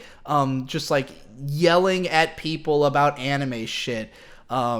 It's, like, it's hard to watch him, even though he does God's work of analyzing anime, just like me. I mean, I guess I'm just looking in a mirror when I watch the show, and that's why it bothers me so much. And there's this like princess who's like bitchy lolly, and she's annoying, and like, I don't know, I didn't like any of the characters. That's the main thrust of it. Like, I like the premise and I like the artwork, but the characters are all really annoying. So I only watched 2 episodes of it. Overlord, this one I watched like a little bit of episode 2 and hated it and dropped it, but like it's a fucking guy in a video game, but he's the bad guy this time. So yeah, that's interesting and different. Sure, why not? I don't fucking give a shit. Overman King Gainer. This is a fucking weird ass Tomino show from the early 2000s with phenomenal character designs from the same designer as Eureka 7 and G-Reco. And it's just really weird. It's a mecha show that's set in like this totally out there world. Like basically in the first episode, this like train, this like caravan has to leave this like dystopic city, and all the people on it are on this adventure, and it's just like a caravan, and they've got this mech with dreadlocks that's got a fucking chainsaw gun, and they're going around, they have to fight things, but the way that episodes are structured just doesn't make sense. Like, it'll cut between characters and scenarios in such a way that I can't tell what's happening or what's important or what matters, and it'll change gears completely in the next episode. And it's just like, what the hell is happening? It's the epitome of a Tomino. You know, I talked about how G-Reco doesn't make any fucking sense in a previous one, and somebody commented, G-Reco does make sense. Explain it then. Tell me what the hell is it about? Because I have no fucking idea. Explain to me why the main character guy ran up a staircase and hit a wall and fell down, and it was never commented on. That just happens in the show. They're just running through a house, and a guy runs up a staircase, and there just is a wall at the top, and he just runs straight into it and falls down the stairs, and then he goes, seems like they were trying to build a maze in here, and then they run away. Tomino's style of directing is just... it's mind-altering, and I love it. I love him for that. Garzy's Wing is one of my favorite anime. Owari no Seraph. This is just kind of like it's one of those ones. It's like there's like vampires take over the world, and there's these kids who are like they're gonna be a resistance. It's like a post-apocalypse, but then it's also like it becomes a high school thing. I don't know. I watched the first episode and thought it was like kind of lame. And then I found out they were going to be in high school, and I was enraged, and I didn't watch any more of it. Ozanari Dungeon Kaze no To is a 1991 thing. This one was alright. This one was it's like a goofy comedy adventure fantasy kind of thing, and this girl's like a treasure hunter, I think, like a Tomb Raider, and she does some tomb raiding. It's just it's a goofy little fun show. Just wasn't good enough to be worth watching more than one episode. Ozma. This looks like another Leiji Matsumoto thing, and I don't remember anything about it, so that's good. I don't remember it. Oz Mafia. This one was like just some tie-in thing to some video game. Yeah, who cares? A Tree of Palm. I dropped this at 0 out of 1. I think I must have watched this. This is a movie. I dropped a movie, so I probably watched like 15-20 minutes of it and thought it was lame and stopped watching it. That seems to be what happened there. Panda Peace. These girls like bread. Show about these girls who like bread. It's fucking stupid. I talked about it in my How to Distinguish Cute Girls shows video. Pandora Hearts. This one, I remember thinking it got off to a really strong start. I was really into the aesthetic of this show. Don't remember what the hell it was about. I just remember that it had like these trippy visuals, and and it had like a sort of a dark, like it was like a shonen thing, but with a dark edge to it, like a kids show almost, but like with a little spice in it. Don't remember why I dropped it. I guess I just lost interest or something. I remember I wrote about it on my blog. Like I was episodically blogging it, I think, at the time. Papa no Yukoto wa Kikinasai. This one is we watched this on Crunchy Roulette, and I thought it was like okay. And as of the first episode, I wasn't sure if it was going to be about a guy trying to fuck his 3 sisters, but then I found out that it is indeed just about that. Like, well, it's not his sisters, it's his sister's kids. So really, it's his nieces. He's definitely gonna fuck them though. Yeah. I don't know. Maybe it's all right. Paradise Kiss. Trishan Drop. This was from the same creator as Nana, and it's about this girl who gets into this like fashion design studio, and they've just got kind of like interpersonal drama stuff going on. I remember liking the first 2 episodes. Very stylish visuals, and the fucking ED, which is animated by Hiroyuki Imaishi, is fucking Franz Ferdinand. What the fuck is the song? When I woke up tonight, I said, I'm gonna make somebody love me. I'm gonna make somebody love me. And now I know that it's you. You're lucky, you're so lucky. What the fuck is that song called? Do you wanna? Yeah, do you wanna? Of course. Had to get to the actual verse to remember the lyrics. Where I never let you before. Okay, I've done too much singing officially. Peeping Life TV Season 1. This is a really interesting, bizarre show. So, okay, Peeping Life is a series of these, it's improv CG animation shows. So basically the 2 actors sit down and they improv a scene, and then they animate over it with CG. But this particular one, the one that's called Season 1, which is actually like the 7th show, is about like classic manga characters. So like Astro Boy and Yatterman and like all these really old Tatsunoko characters. And it's just like people improv pretending to be the characters. Though the fact that they are the characters is like only semi-relevant. They're really just like doing everyday life scenarios, but like with the caveat that they also are the characters. I watched the first episode and like I was fascinated with it, but didn't find it that funny. And I think part of it was that I don't know the characters that well.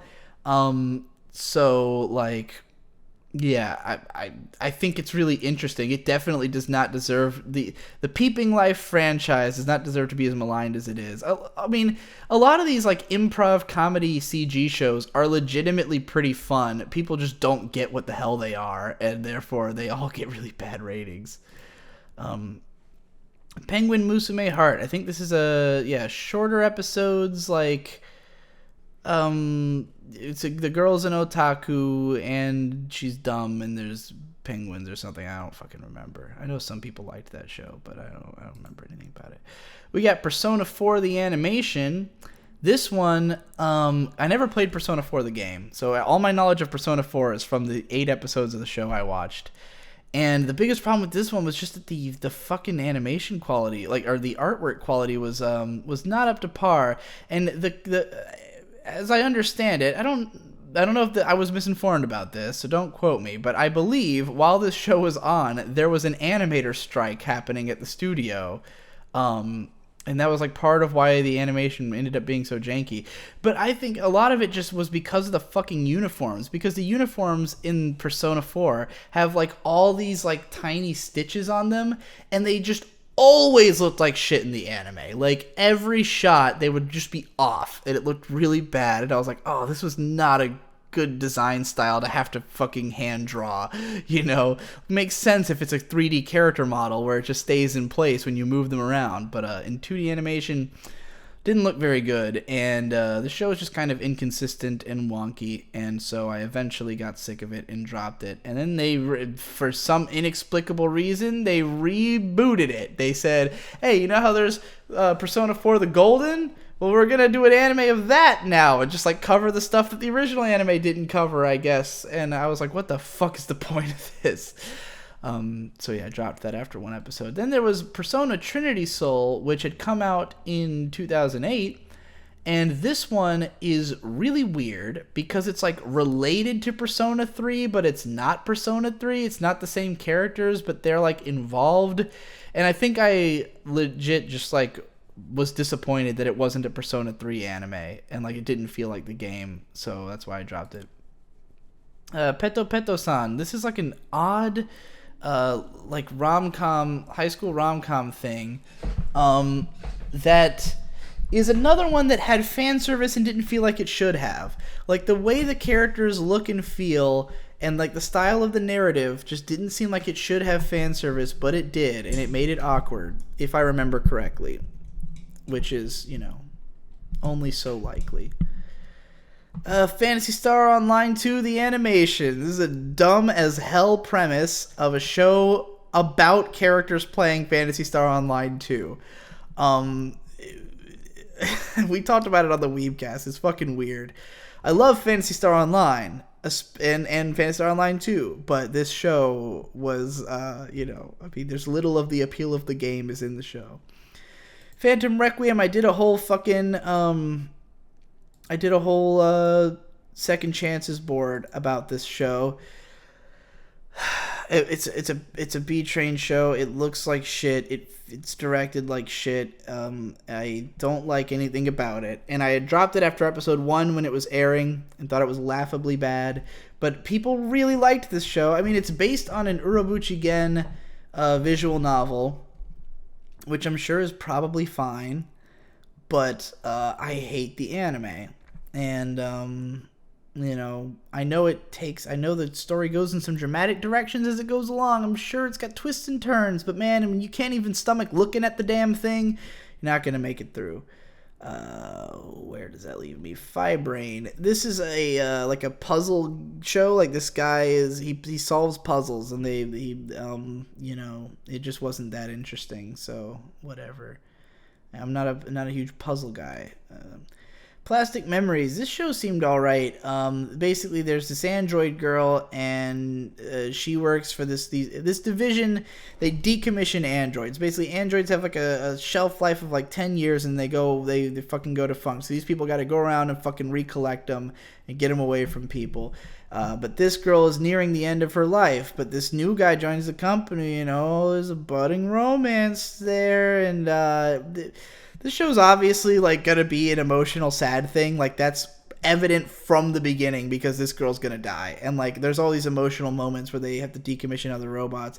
But then it's also a wacky, fun comedy fan service show. And it's got really great animation and character designs. But after 3 episodes, I was just kind of, like, not that entertained by the comedy aspect of the show. And I just kind of gave up. I've heard it's good.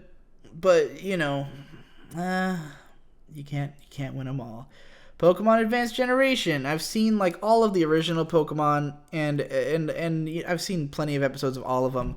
I never liked Pokemon Advanced Gen. I hated May and Max, and every episode seemed to be the exact fucking same.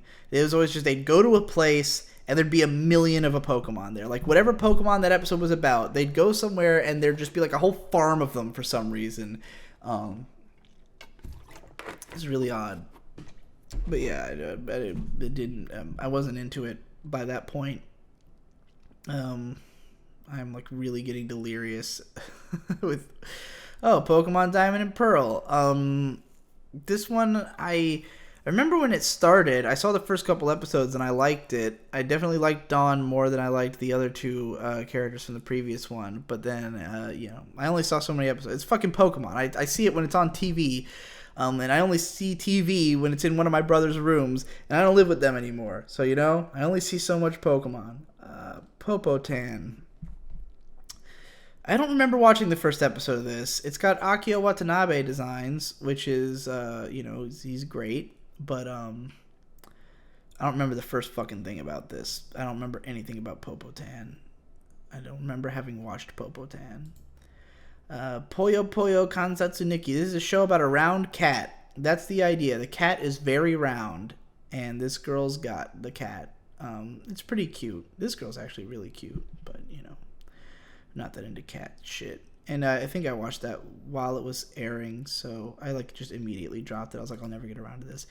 Pretty Rhythm Aurora Dream. This is another transforming idol show.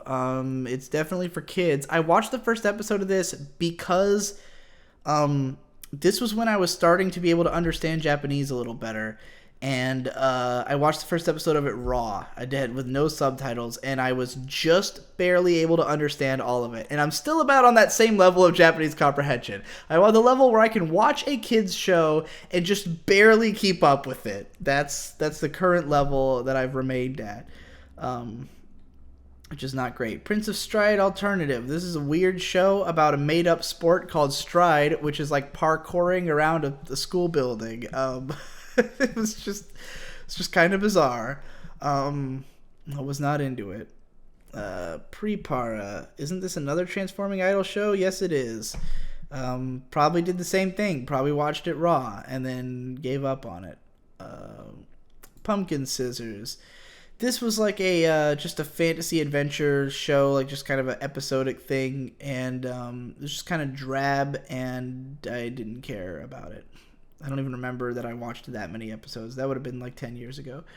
Qualidea Code. Oh, this is that really shitty A1 original show from last year that sucked balls. Queen's Blade Season 2. Yeah. So Queen's Blade, when it first came out, I watched... Actually, wait. Did I somehow drop both seasons? Okay, yeah. So what happened here... Queen's Blade, when it first came out, I just, like, laughed at it and dropped it immediately. Like, I didn't even give it a chance. I thought, this is obvious bullshit, because it's just a fan service fantasy show, and everyone's got giant fake tits. And I just completely wrote it off like an asshole. And then I actually heard some good things about it later. Like, some people I knew were like, hey, nobody really gave this show a fair shake. It's actually got a decent storyline, and, like, it's a show with a fucking plot and characters. And I was like... all right, I'll give it another shot. And I watched 3 episodes, and I was like, all right, that's fair. It's not bad. But I wasn't, it's not my aesthetic, and I wasn't that into it. So then I came back to it later and watched 6 episodes, and I just kind of got sick of it because in the midsection of the show is like nothing. Like, yeah, there's an ongoing plot, but it also wastes a lot of time, and there's a lot of uninteresting characters. So at some point I dropped it and skipped straight to season 2 because that's when the tournament arc begins, and I just wanted to see how it would be when it's like a tournament show, but I was bored with that as well, so I just gave up. Ragnarok, the animation. So me and my brother Victor were big fans of the Ragnarok MMORPG. So he bought volume 1 of the anime, which had 7 fucking episodes on it. And yeah, we just kind of watched it one day, and it was mediocre. And neither of us continued. Ranpo-Kitan. This is a detective show where this kid is like a genius, and for some reason they draw him with a really nice ass. He's like very feminine looking and has a really well defined ass for some reason. I was not into it. I don't like this kind of mystery show. RDG Red Data Girl. Literally all I remember about this is that it was boring as shit, and I dropped it like immediately. I'd be shocked if I actually watched the whole first episode. Maybe I just left it on while not paying attention to it, but I just remember being extremely bored. But it's pretty to look at. Cutie Honey. The first episode of this is great, and that episode is directed by Hiroyuki Imaishi, and the other 2 are directed by Hideaki Anno and Tadashi Hidemitsu. And everyone always says the first episode is the only good one, like essentially. Or wait, was it that? Did Imaishi direct it, or does he just? I think he did. Maybe. I know Imaishi was heavily involved with it. Right? Yeah, okay. Episode director. That's what I thought. I don't know why I couldn't see his name. I'm getting fucking bleary-eyed. But yeah, the first episode is pretty good, and I think I had it on hold, but then, everyone always says that the first episode is the only really good one. The other 2 are just kind of lame in comparison, and so I just didn't even bother watching them. I was like, I'll never get around to it. Ego Raptor has specifically said his favorite anime is episode 1 of Cutie Honey. The movie's pretty good, the Hideaki Anno directed film. Recorder to Randoseru. This is a weird ass thing. This guy is 11 years old and he looks like a grown man, and this girl is 17 years old and she looks like a child. And so when they hang out together, this guy always gets arrested for looking like a child molester, and that's the joke. That's the only joke in these 3-minute episodes. It's dumb, even though it's a great concept, I guess. Regalia. This was a mech show with cute girls and Yuri hints that got a really odd production thing where they released 4 or 5 episodes and then just stopped and said, okay, this show's not living up to the quality standards we wanted it to, so we're just going to completely start over next season and start back from episode 1 and finish the show. Really, I've never seen that happen before. God, the girls are so fucking cute in this. I just thought the first episode was boring, so I didn't continue it. And I think I was also frustrated that it seemed like it was never going to follow through on the Yuri, especially because the main characters are sisters. But, they're really cute. I kind of want to watch it just because they're so fucking cute. What is this? Oh, Flame of Rekka. Yeah, I watched this from the random ass recommendations video.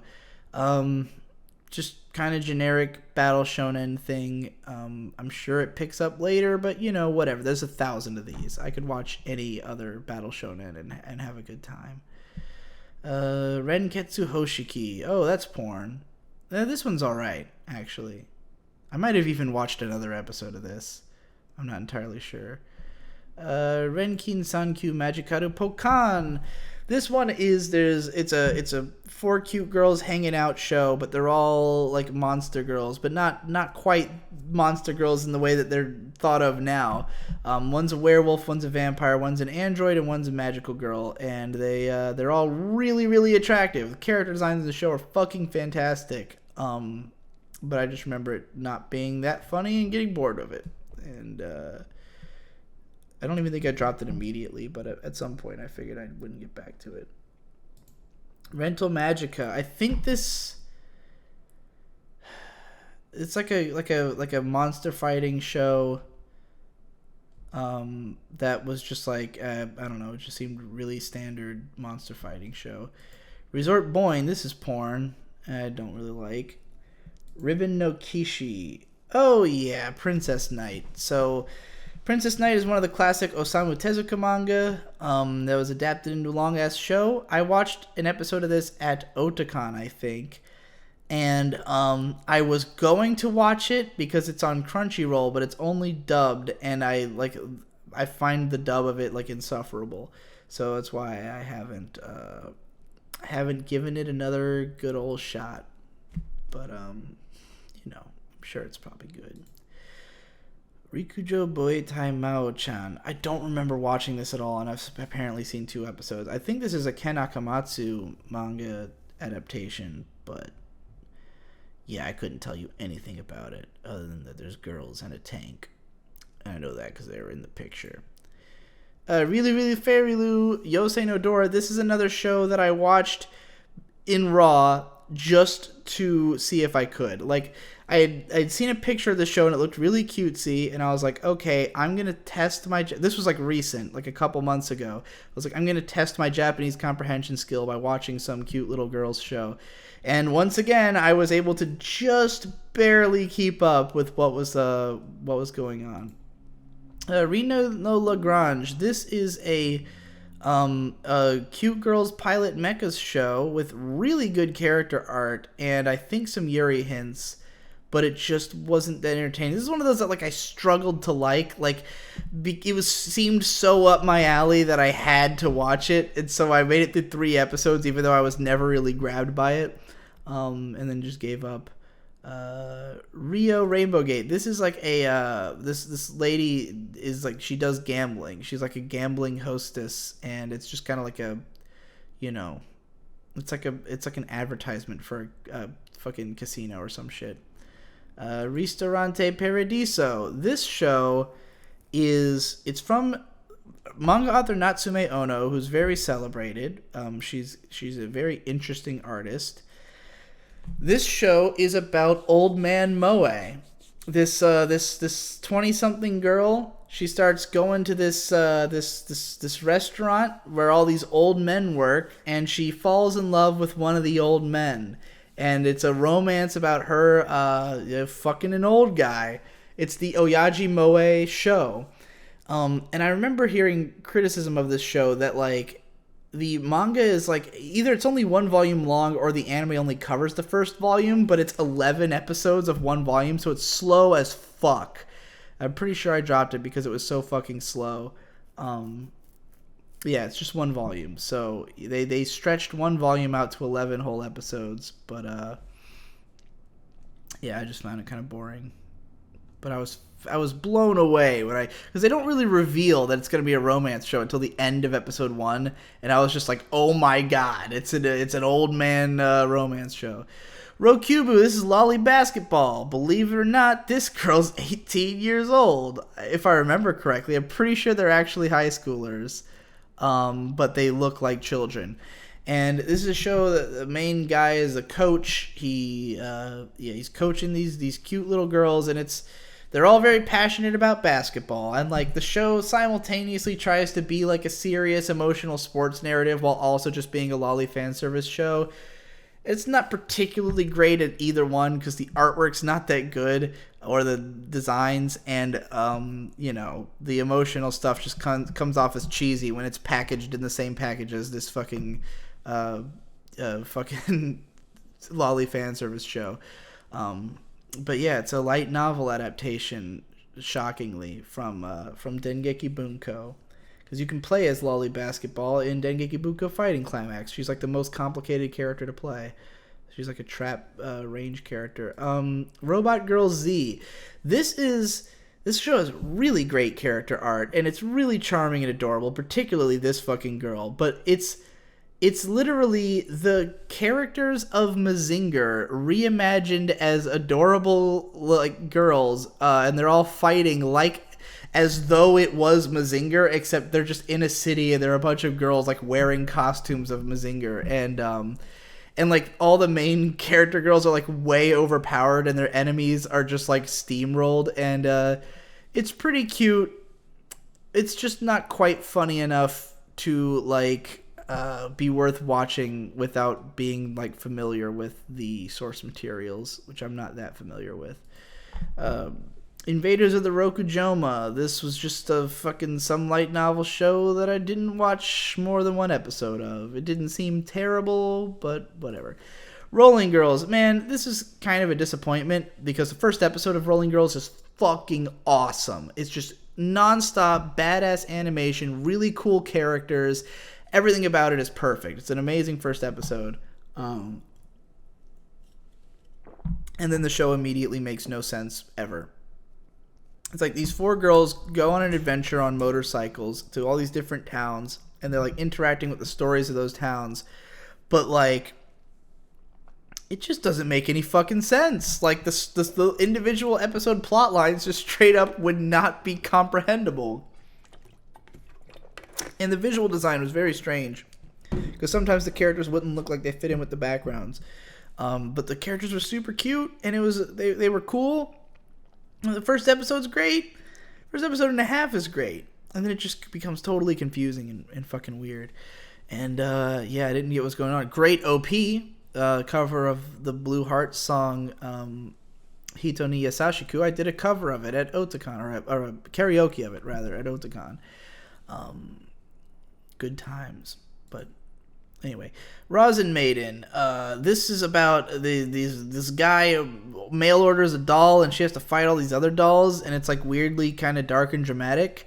I think I watched some of this mostly because it was directed by Ko Matsuo, although apparently he's not the only director on this show. Morio Osaka, he's good too. So good directors worked on this show, and I was really curious about Ko Matsuo's work because he had directed Kurenai and Red Garden, which I was a big fan of. And then I watched some of this, and I just didn't like any of the characters at all, and found it difficult to sit through. Rurouni Kenshin, man. So okay, Rurouni Kenshin was my favorite anime ever for like a considerable amount of time. When I was a teenager, when I was like 12 to 13 or 14, I was so into this show because it's fucking badass samurais fighting and shit. And the first like 26 episodes is just kind of random little arc stories, like all these little mini arcs of Kenshin, who's a wandering samurai who has retired his sword, and so he uses a reverse bladed katana, and he's a pacifist and he doesn't want to kill anybody. And he comes to this dojo to protect this QT named Kaoru. And they make some friends, and they've got their little posse, and they fight bad guys, and it's fun. And then the second arc is this big adventure where they have to go fight this bad fucking dude named Shishio and kick his ass. And then finally there's a final arc, which was like not as good, and nobody likes it because it was like all anime original. And Dean took over, and the animation got really bad. Not that it was ever amazing. And no one likes the last arc because it was just like it was a whole filler arc, and then it just got canceled because nobody liked it anymore before it could ever adapt the final arc of the manga, which then later got made into an OVA series, which Dean did a great job on. But anyways, Rurouni Kenshin, I loved it, and then the thing is that when it was getting into the big Kyoto arc, the one that's like the hype part of the fucking show that everyone loves, I think they moved the time slot, and I couldn't watch it because it came on like while I was getting home from school, so I would never catch an episode. So like I only saw random bits and pieces of the Kyoto arc, and I'd read a bunch of spoilers for it online. So I kind of knew what happens in it, but I would just never be able to follow it when it was actually on, which is such a fucking shame.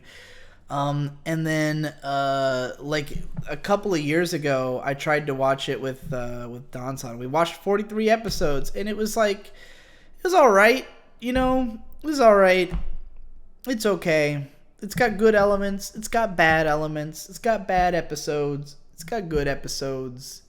It's all right. But like we were getting into the Kyoto arc, and it wasn't really becoming amazing in the way like people talk about the Kyoto arc like the whole thing is like god tier, like it's the greatest shonen arc ever.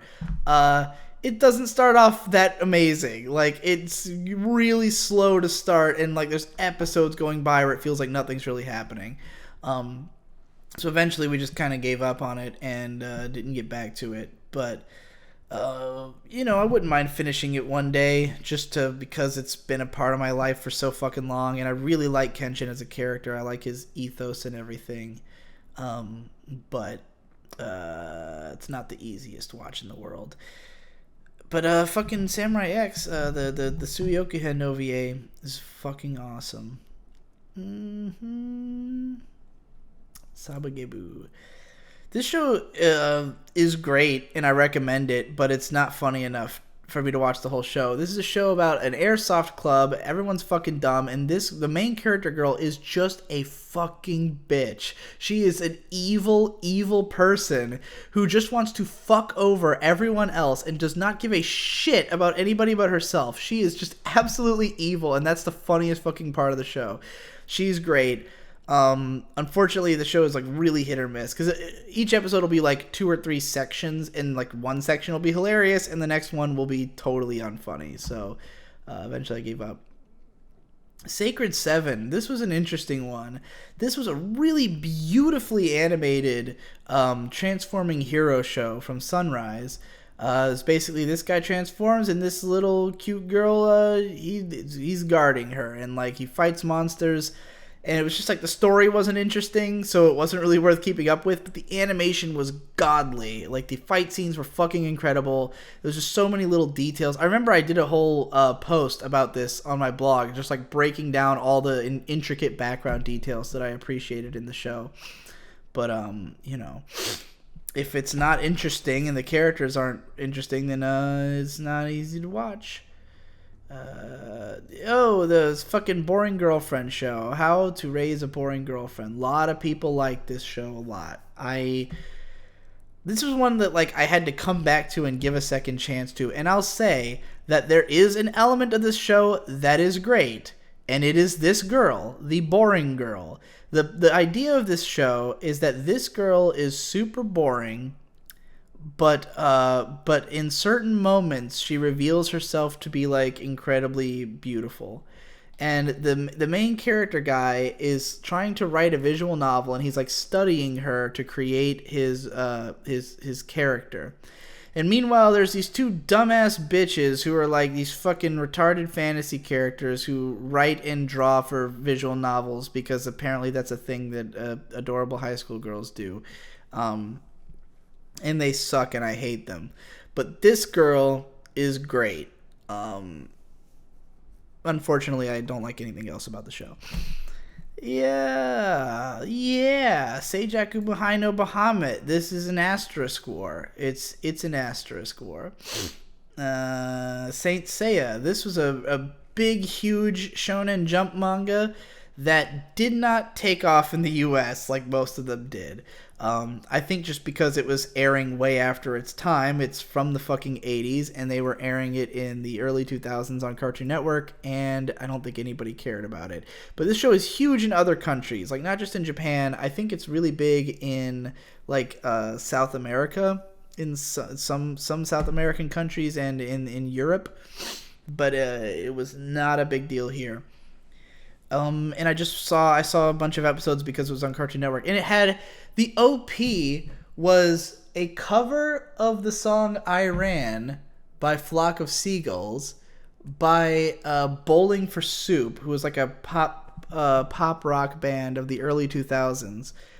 Fucking bizarre OP, which I liked at the time, but the actual OP of the song, Pegasus Fantasy, is fucking legendary. It is one of the greatest anime OPs of all time.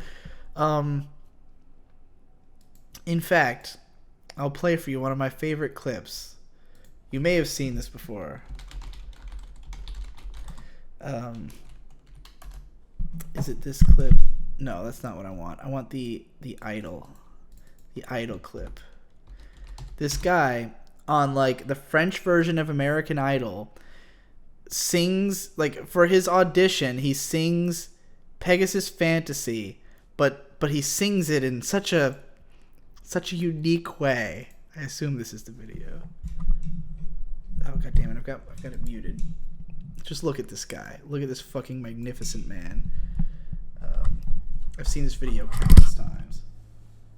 Pegasus Fantasy さ夢だけは誰も奪えない心の翼だから先生や中年には皆先生や明日の勇者おへ先生やペガサスの夕日先生や今こそ羽ばたけ Merci, Jérôme. Now look, I know I was laughing, just like those judges were, but believe me, I am laughing with that guy, not at that guy. I've watched that video so many times that that's what this song sounds like in my head. Like, that's how I sing it. Pegasasu no yohi. Love that guy. That guy's the best. That guy's a hero. For doing that at all. Unfortunately, he was completely sincere, and he does actually look crushed when they tell him no, if you watch the full clip, but, you know. Anyway, Saint Seiya Omega was a reboot or something, I don't know. It was one of the Toei reboots that all happened at once, when it was like, this was the first one. This was the precursor to Sailor Moon Crystal and Dragon Ball Super, and I think there was another one. Yeah, all these Toei legacy series came back, and no one was happy with them because they were all fucking weird and not well produced. This one has, like, I think Yoshihiko Umakoshi either did the character designs or just looked like he did. Like, it was a very Kashurin Sins looking show. But the direction was totally confusing and bizarre and, like, nauseating. Yeah, he did. He was the character designer and chief animation director, but the show just looked so weird that I couldn't stand it. Where does that put me? Here we go. Sakurako-san, the Beautiful Bones show. This one was just, like, weird, and I didn't like the characters, so I stopped watching it immediately. Sakura so Pet Nakanajo. This is another one that I might eventually continue and finish because it is beloved by so many people and it is an anime rom-com. Rom-coms are my genre of expertise. I watched this when I was marathoning anime rom-coms back in 2015 for that video, that's 6 Things I Want from Anime Romance. And I talked about this one and its problems in that video. Like, what about it bothered me was that, like, I wasn't sold on the characters by the time they were getting melodramatic. But you know, I didn't hate this show, and I probably was more inclined to drop it because I was trying to watch a bunch of other shows at the same time, so wouldn't mind trying it again. It's got really attractive characters. Samayo Midara na Lunatics. Oh, that's porn. That's definitely porn. I don't even know if I can, like, show that image on YouTube.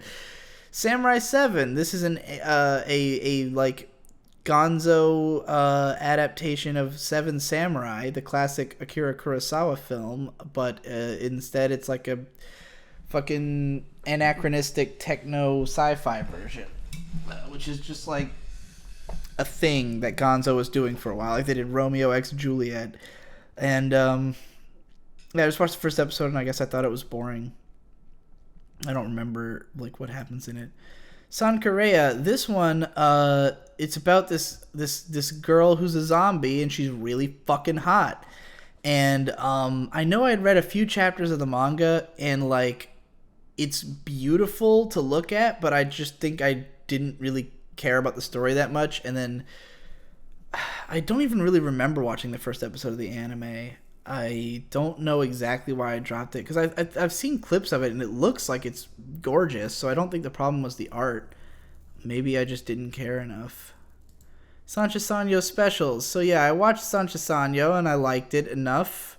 But like I had a lot of problems with it, and the first of the specials just was like nothing but the things I had a problem with. So I was like, okay, I'm not watching that. Ronja, the daughter, the robber's daughter, Ronja. This is fucking weird because it's a Ghibli show made in collaboration with Polygon, the guys who do all the CG stuff, like Knights of Sidonia and everything. So it's in CG, but also it looks like Ghibli, and it's like really like a cognitive dissonance to see these like really awkward 3D models that are making Ghibli expressions. And like the background art is unbelievably beautiful hand-painted backgrounds with CG models that like don't really move all that well moving through it. But then the way that they animate at times or the expressions they have are like straight out of any Ghibli film, and it's like it's really fucking weird to watch.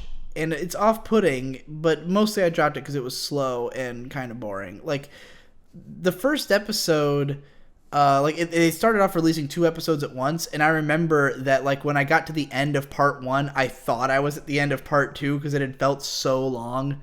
And that's why I dropped it. Sasameki Koto. This is a Yuri romance drama that I loved the first episode of, and then didn't continue it. I don't know why. I don't know why I didn't. I wrote you know why? Because I wrote a post about it. I wrote a whole post about how great the first episode was. So then I felt like I was done, and I didn't watch the rest. It's a curse. Don't ever write about a show before you're done with it. School Days. I knew what this was going to be before it started. I know a lot of people find the ending very shocking and surprising and unsettling. I already knew about the game and its bad endings, and so there was always everyone was like theorizing whether the game would have, or whether the anime would have one of the bad endings. This show, it's got some cute girls. It's like a high school romance thing. I remember when I was watching it, what I found so striking about it was that it felt real. That like the characters were like as dumb as real high schoolers, and like they were making the kind of bad decisions that real high schoolers would make, and I thought that was interesting, but it was just not quite entertaining enough for me to watch more of. And I've read, like, some people have been like, you should write an analysis of School Days and like how it's a deconstruction of whatever, and I'm like, 1,000 people have written that already. I don't need to do that. School Rumble. This show, a lot of people really like it. It's a high school rom-com. I just didn't find it funny at all, and so I only watched the first episode. SD Gundam Force. This is a like CG Gundam miniature show for kids that was on a Cartoon Network for a while, and me and my brothers thought it was fun. They only ever aired 26 episodes, so we never got to see the second half. It actually had a plot. Never got to see the resolution. Oh, yeah. Wow. So then they made, like, there's a bunch of SD Gundam shows, but the one that came out in 2010 was an SD Gundam take on the Romance of the Three Kingdoms, which is just like next level shit, man. That is just too many specific niche hobbies rolled up into one. Outlaw Star. This was a popular Adult Swim show that a lot of people have really fond memories of, and I never really gotten to see it because it was like the last show that came on Adult Swim, and I was never up late enough to watch it, so I'd only seen a few episodes. I've seen the one really dramatic one everybody remembers from later in the show, but for one of the first Finish or Fails, because Finish or Fail was originally me trying to go through my on hold list and decide if I was going to watch or finish or not each show, I did Outlaw Star, and like the show is just really inconsistent. Like sometimes it both looks great and feels good, and then other times it's really dumb and looks like shit, and it's way too inconsistent in quality, and I just got sick of it and stopped watching at some point. Well, I guess at 10 episodes, that's the point. Seiken no Blacksmith. This was the beginning of the end for Manglo being an interesting studio. They had made 3 of the most interesting shows of all time. They made fucking Samurai Champloo. Then 2 years later, they made Ergo Proxy, which I might not like, but it's very interesting. Then they made Michiko to Hatchin 2 years later. A track record of all really fascinating original anime that didn't do particularly well, especially Michiko to Hatchin. So then they finally... they fucking flipped the switch and they made a light novel adaptation, and it was not good. And and then now they're dead. That's the road to death. Blade Dance. This was some shitty light novel thing. It's an ass war. It's that kind of show.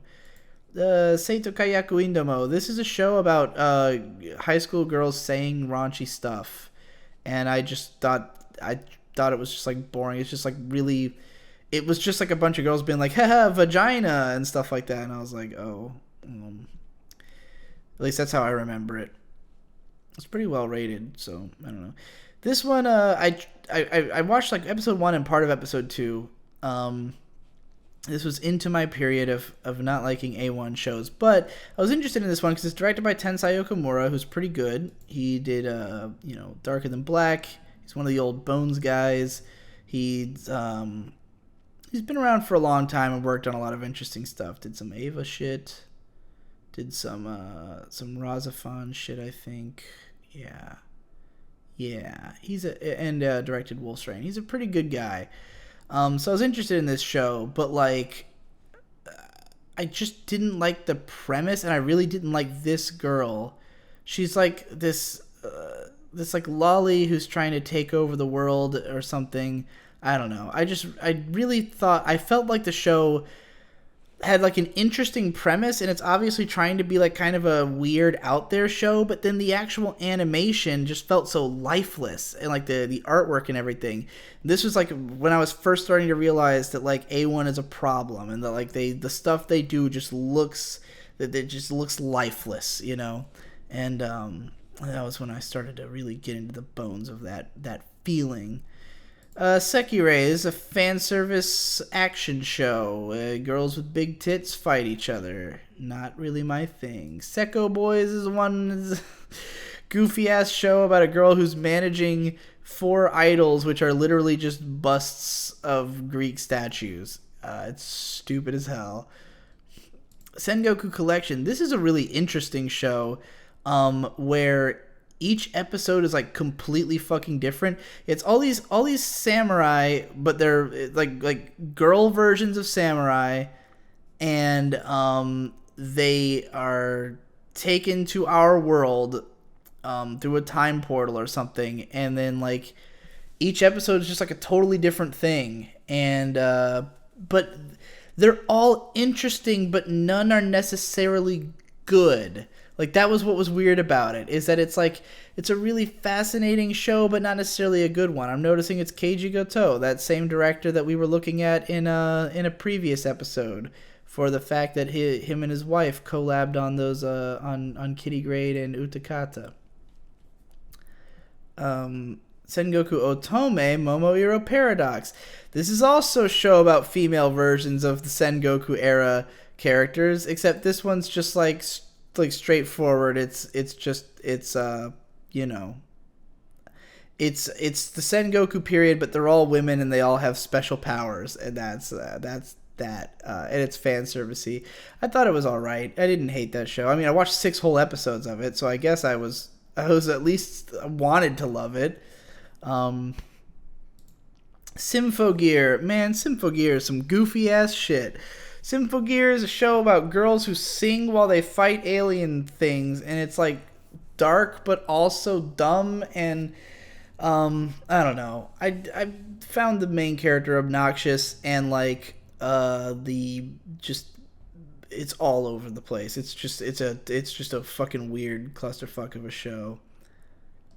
Yuki Kaze. This one is a really beautifully made, like it was one of the early like great looking 3D CG stories about like jet fighters, and I know it's like yaoi or something, but like that's not clear at first, but then you like there's it's really confusing. It was one of those that's like like trippy. Like the first episode, I remember just being trippy and not really knowing what the hell was going on.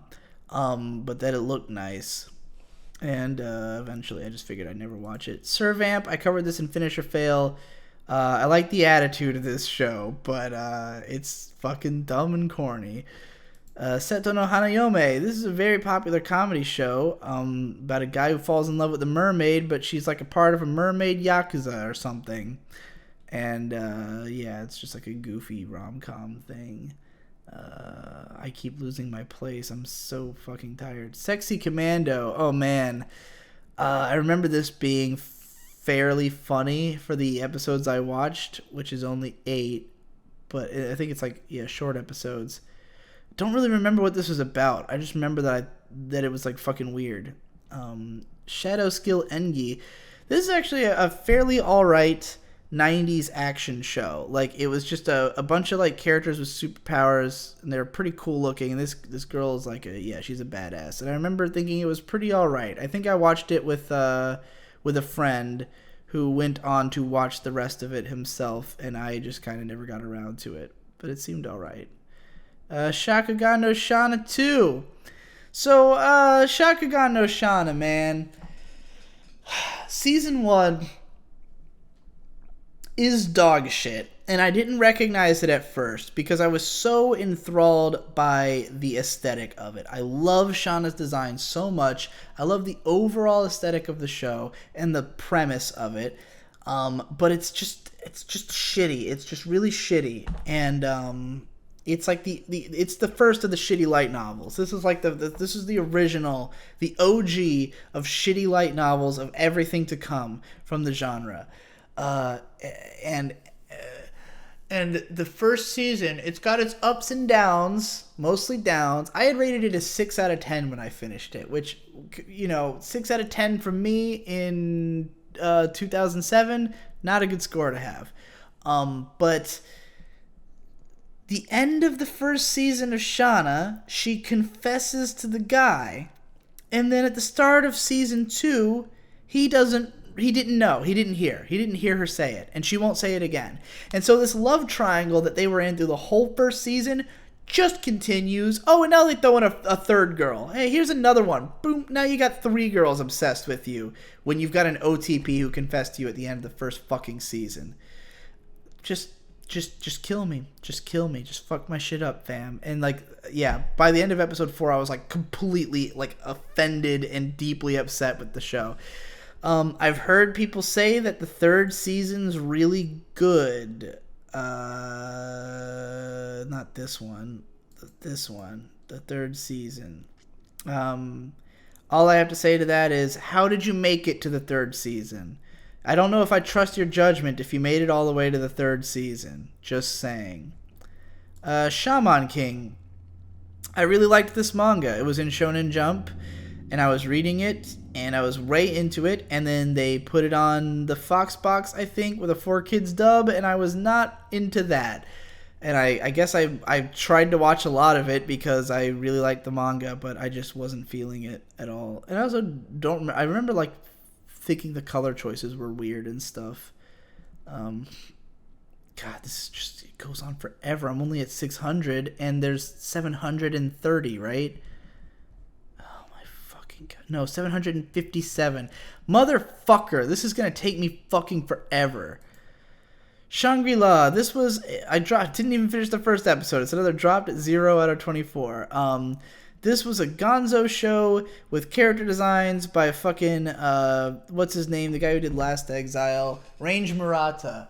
And I remember the OP being really good, and like that this show looked like it was going to be really good, and then I started it up, and it was like immediately I didn't know what was going on, and it sucked, and I didn't like it, so I dropped it like instantly. And I've only heard conflicting things about it. Nana 7 of 7. This is a show about a girl who she like touches a magic thing, and 7 personalities of hers all split off from her, and it's just like a wacky comedy thing. And I watched it because it was directed by Yasuhiro Imagawa, who's mostly known for directing insane over-the-top mecha shows, and somehow he got involved in that show, but like he's better known for G Gundam and Giant Robo and Shin Mazinger, which are all great and definitely worth your time. Your Lie in April. I watched the first episode and I thought it was fucking lame. It just seemed really melodramatic in a way that I was not. What the fuck is with this guy's hair? Holy shit. Is that a gag or is his hair really like that? Anyways, I thought it was fucking dumb and lame, and then it became the most popular show in the fucking 8.91. And the funniest thing that ever happened in history is that I put out a call. I said, everybody, if you like shows that I don't like, please make analysis videos of them. I had a whole video called Please Analyze Shows I Don't Like. And so this guy called Craftsdwarf took up the call. I think it was Craftsdwarf who did this. He took up the call and he said, I'm going to make an analysis video of one of my favorite shows, Your Lie in April. And he ends up making a video where he says, so I set out to do that, and turns out this show sucks. He loved the show, and then in the process of analyzing it to prove why it was good, he ended up realizing that it was shitty and hating it. It was the funniest thing that's ever happened. It was the most gratifying experience of my young life. Okay, what is this? Oh, History's Strongest Disciple Kenichi. This one was alright, but like the animation wasn't that good, and it's long, so, you know, whatever. Shikabane Hime Aka. This was like an odd Gainax show. It's one of those that it's not associated with the studio, even though it's animated like a Gainax show. It's got some crazy ass Imaishi fucking cuts and shit, and it's like an over the top action show, but you know, it just isn't that strong, so people don't really remember it. And I only watched 3 episodes. I don't even remember what happens in them at all. I don't remember what it was about. Oh, this is porn. That's clearly porn. Where was I? Oh, Shingeki no Bahamut Genesis, a show I dropped with 2 episodes left.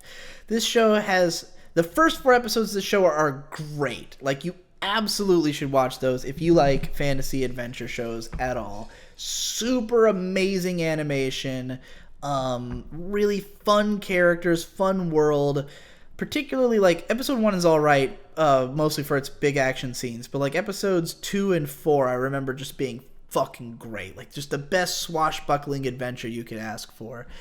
And then after that, it starts to develop a plot, and it quickly goes downhill. And by episode 10, I just didn't give a single fuck anymore, and I just wanted nothing to do with it. So I quit. Alright, where does that fucking put me? Shingeki no Kyojin, Attack on Titan. It's boring and brown. It's just boring and brown, and that's all it is. It's just incessant boringness and brownness. That's the whole show. It tries to be as boring and as brown as it can possibly be. I don't care for it very much. Don't see the entertainment value in it. It's so boring. It's the boringest, brownest show of all time. Go Danner. This is a really fun premise of a show. It's this couple, they get married and they pilot a fusion robot, and the show's all about fusions. It's all about fusing robots, and it's pretty sweet. It's extremely fan service heavy, but it's a sweet show, and I liked it, but not enough to finish it. You gotta kind of be a mecha fan to really get into that one, I think. Ghost Town. This show, man, I want to give this another shot at some point, but this fucking show. So this was made as a Production IG anniversary project show, and it was the same director and writer as Serial Experiments Lain, which was really exciting because I love Serial Experiments Lain. And Chiaki Kanaka is an insane person, and you never really know what you're going to get with one of his shows. Sometimes it might be extremely interesting, and sometimes it might just be a totally confusing, what the hell am I watching? Now, granted, I was trying to watch the show while it was airing, and I didn't get into it, and then I finished or failed it in like 2010 or 2011, and failed it after 8 episodes. I totally want to watch it again. I want to keep coming back to this one because Chiaki Kanaka's fucking fascinating, and I feel like I understand his writing better over the years, so maybe I'll finally get into this show. I mean, it was not particularly beloved by anybody, but it's fucking weird, and it's really interesting.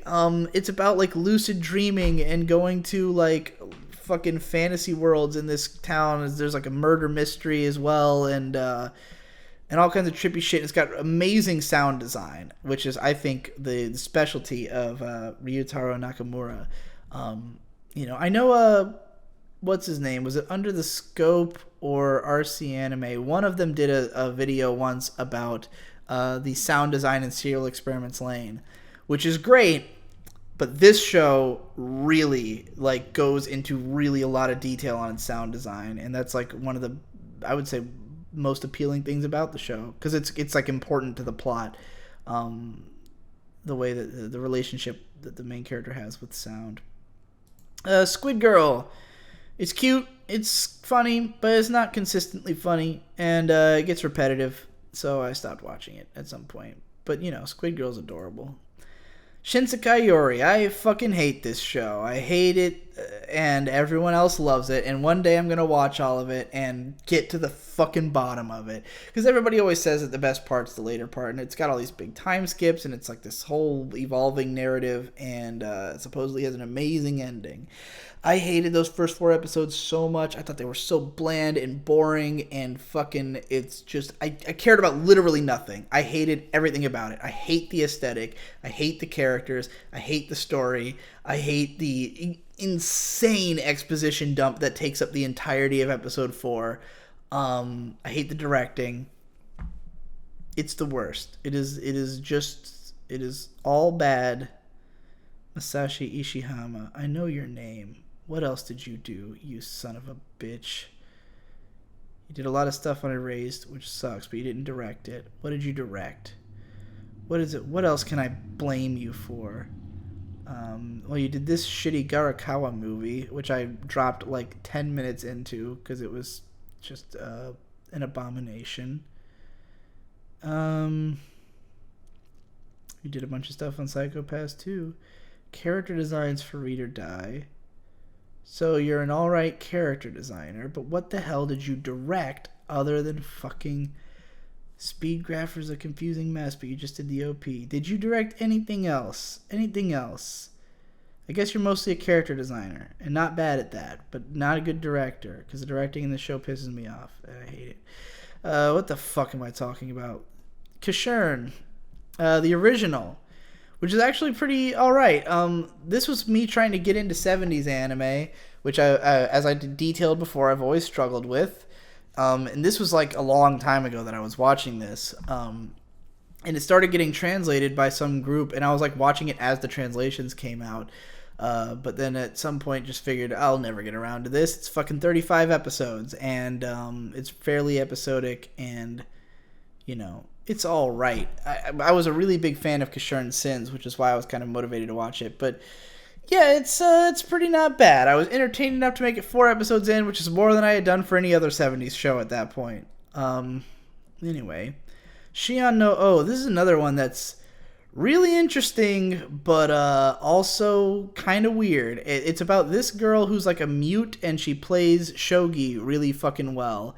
And this is a boy who has to dress like a girl for some reason I don't remember.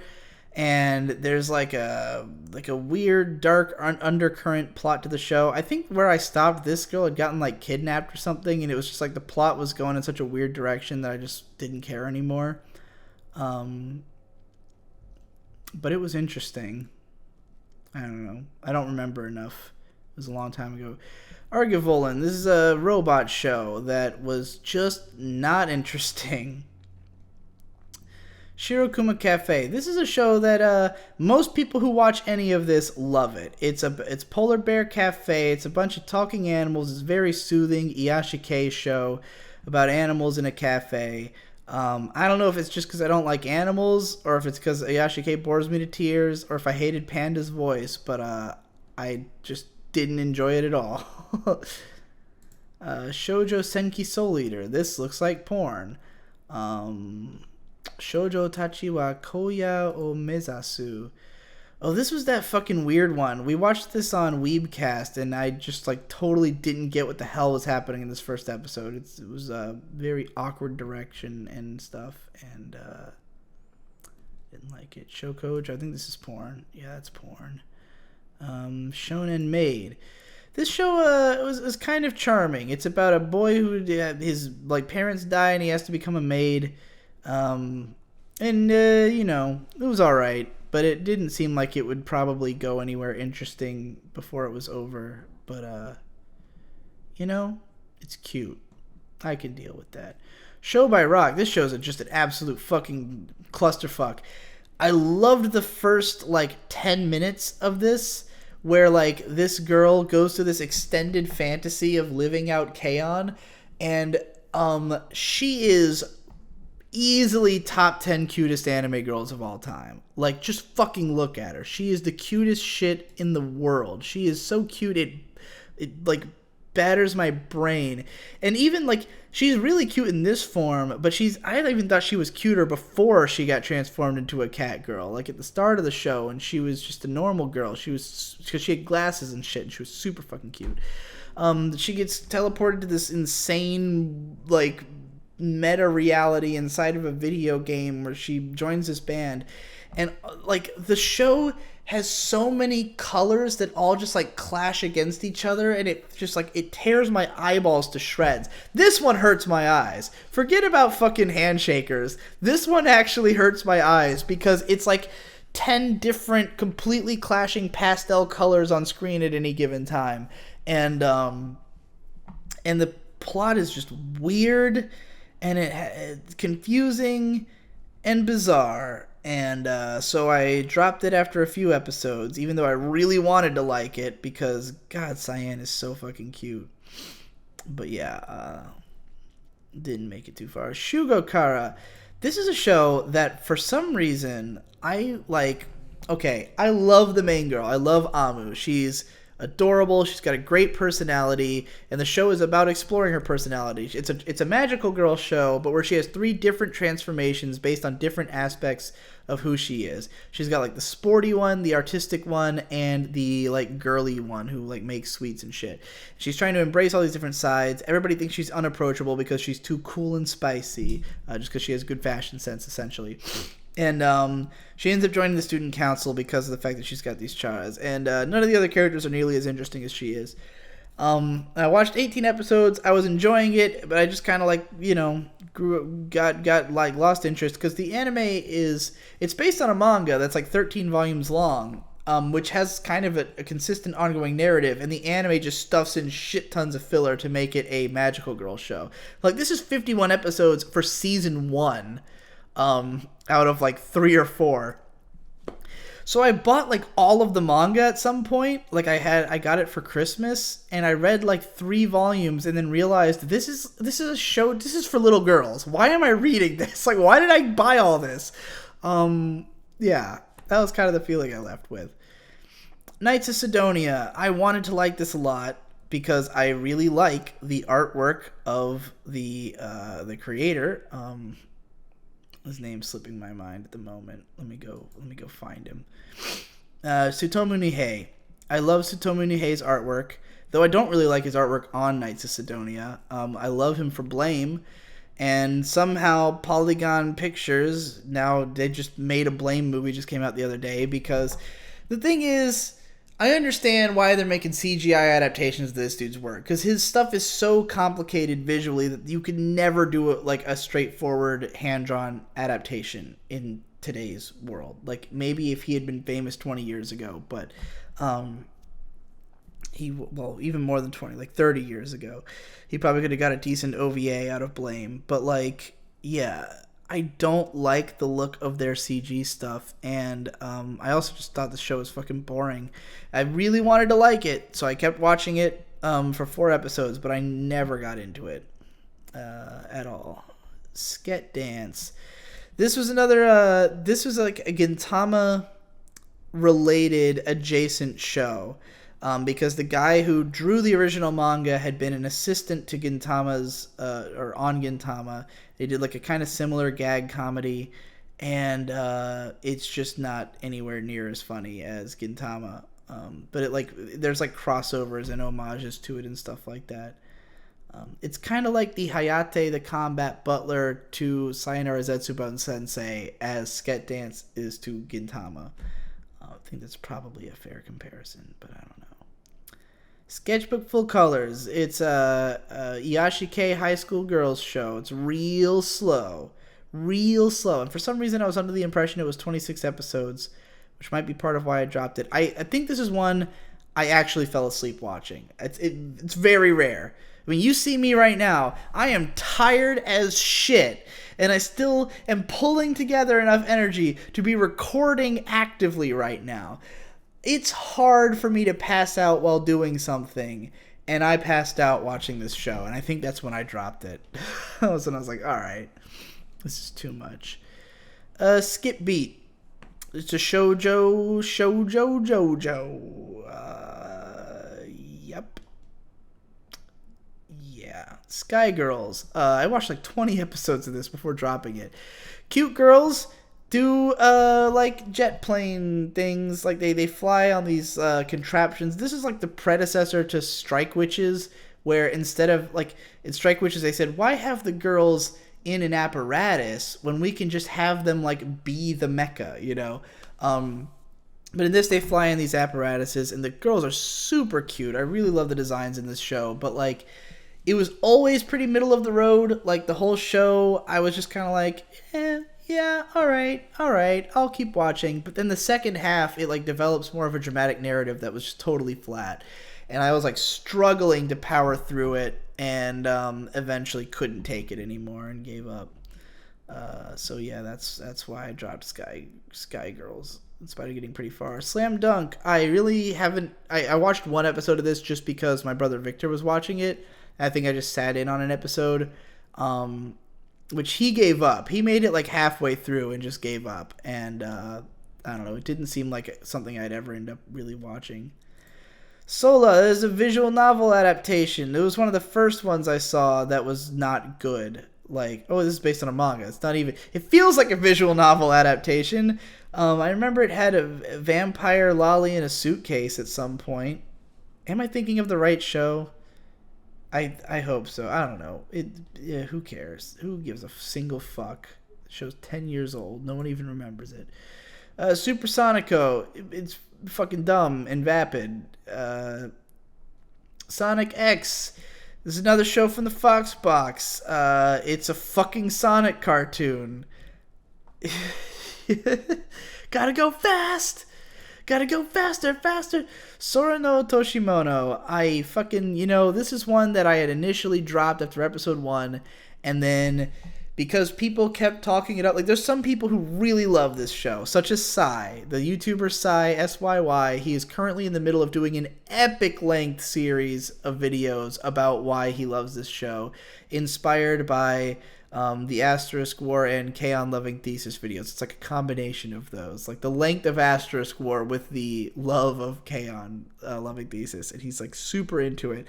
I know a bunch of people like that, but I watched 2 episodes and I was just like I don't think it's bad. It's just not my style of comedy at all. But, maybe Sai will eventually convince me to watch it. I haven't seen part 2 of his Loving Thesis yet, but The Girl Who Leapt Through Space. I actually really want to give this a second chance because I didn't even drop this because I didn't like it. I just didn't get around to it. It's like a really odd show where this girl gets like stranded on a ship with this like AI cube that has the voice and mind of Lelouch from Code Geass.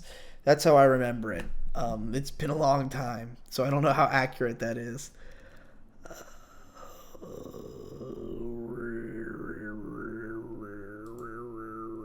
Bro, this show, I did some vlogs about this on Digidoes Anime. I just I found it obnoxious. I didn't like it. It's like it's another like girl on an adventure story, but she's like marrying this prince guy or something. I don't know. I barely remember it. I didn't like it. Votoms. This is another classic 80s mecha series. This one's pretty cool. Again, I'm just not that into mechs. So like every time I watch a mech show, there's that point where it just becomes like you realize that a big part of the appeal is that you're supposed to watch mechs fight. And if I'm not that into mechs fighting, then it's not that, it doesn't really work.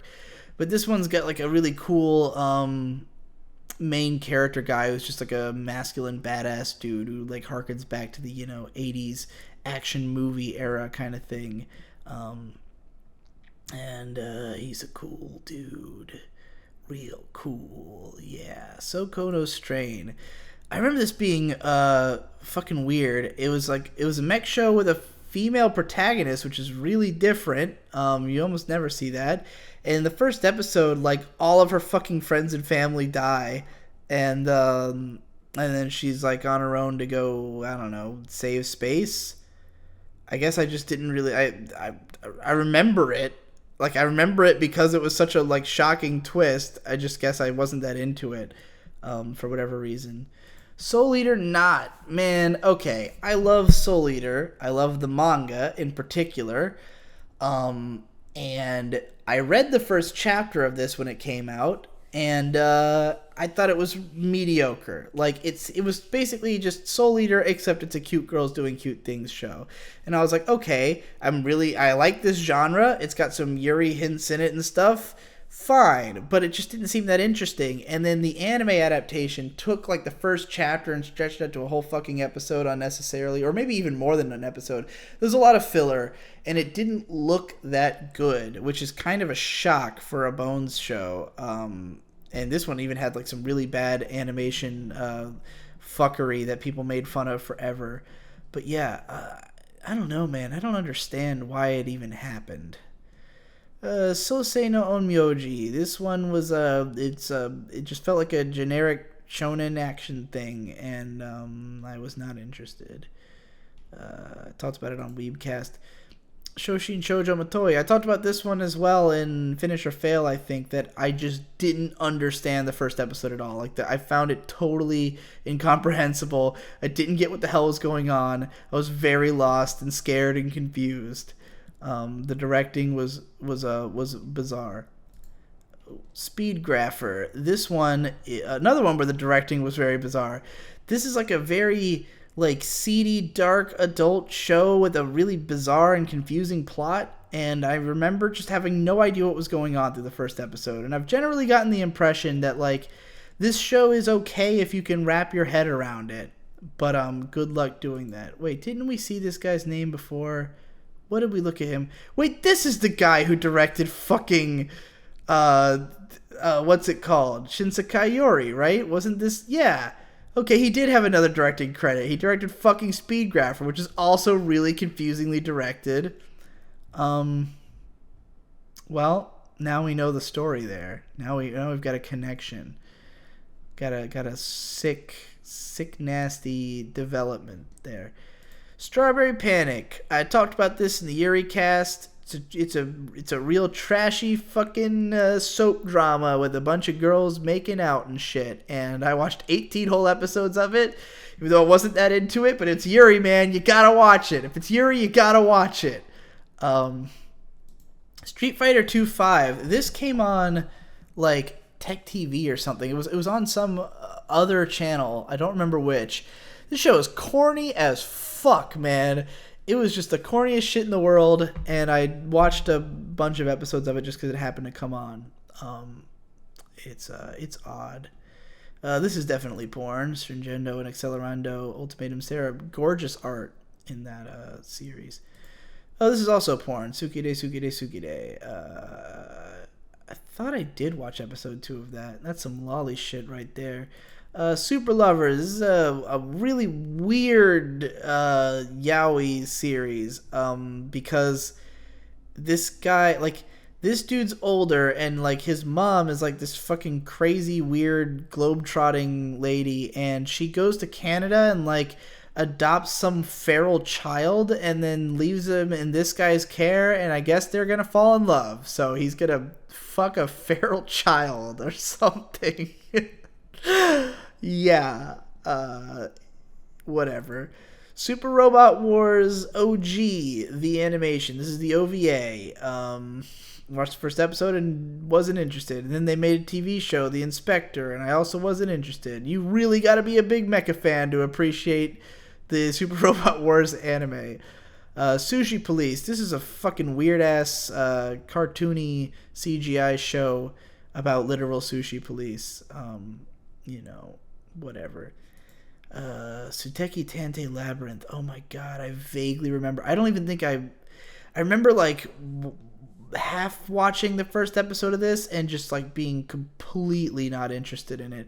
I don't know what the hell these two chicks are. These like weird cyber soldiers surrounding this group of totally innocuous generic kids. But I just remember this show having like a really fucking generic look to it, and me being annoyed with it. This looks like porn. No, this isn't porn. This is just some shitty 3-minute episode thing. What about this? This might be porn. Yeah, this one's porn. There we go. One of them had to be. Swing Out Sisters. I know that's porn.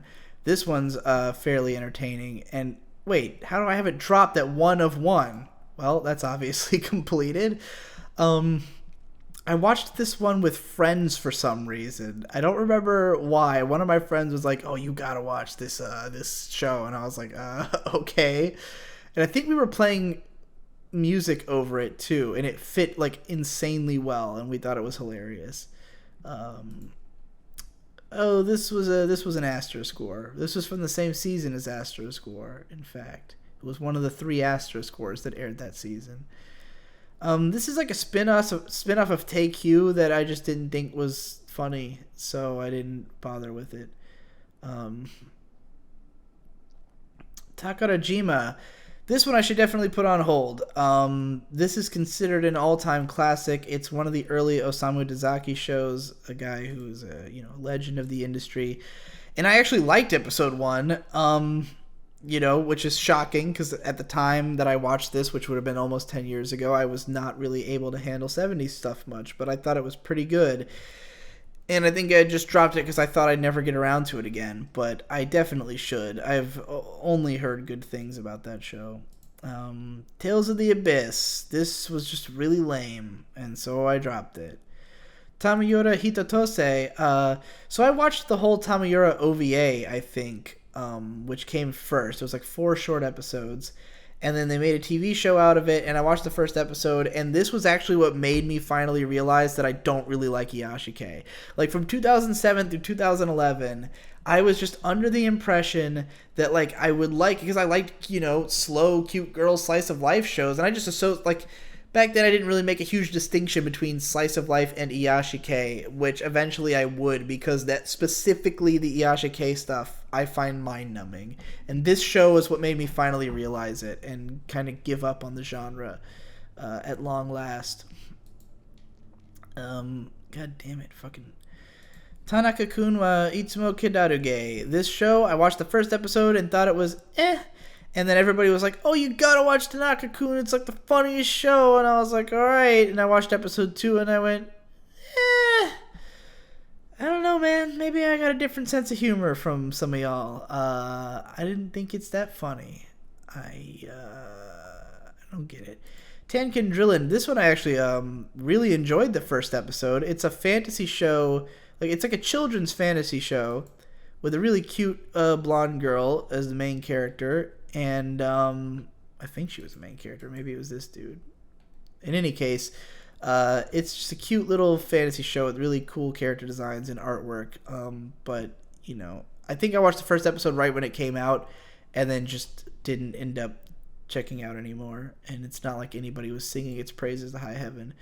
Moomin. I watched an episode of this Moomin series because it was connected to 1991. 78 episodes. Moomin is like a long running series about these little weird creatures, and they live in this quaint little fantasy land. It's a pretty nice looking show. But it's slow and it's a family show. And Tensei Opera Milky Homes. Did I really watch 8 episodes? I think I watched the first 4 episodes twice.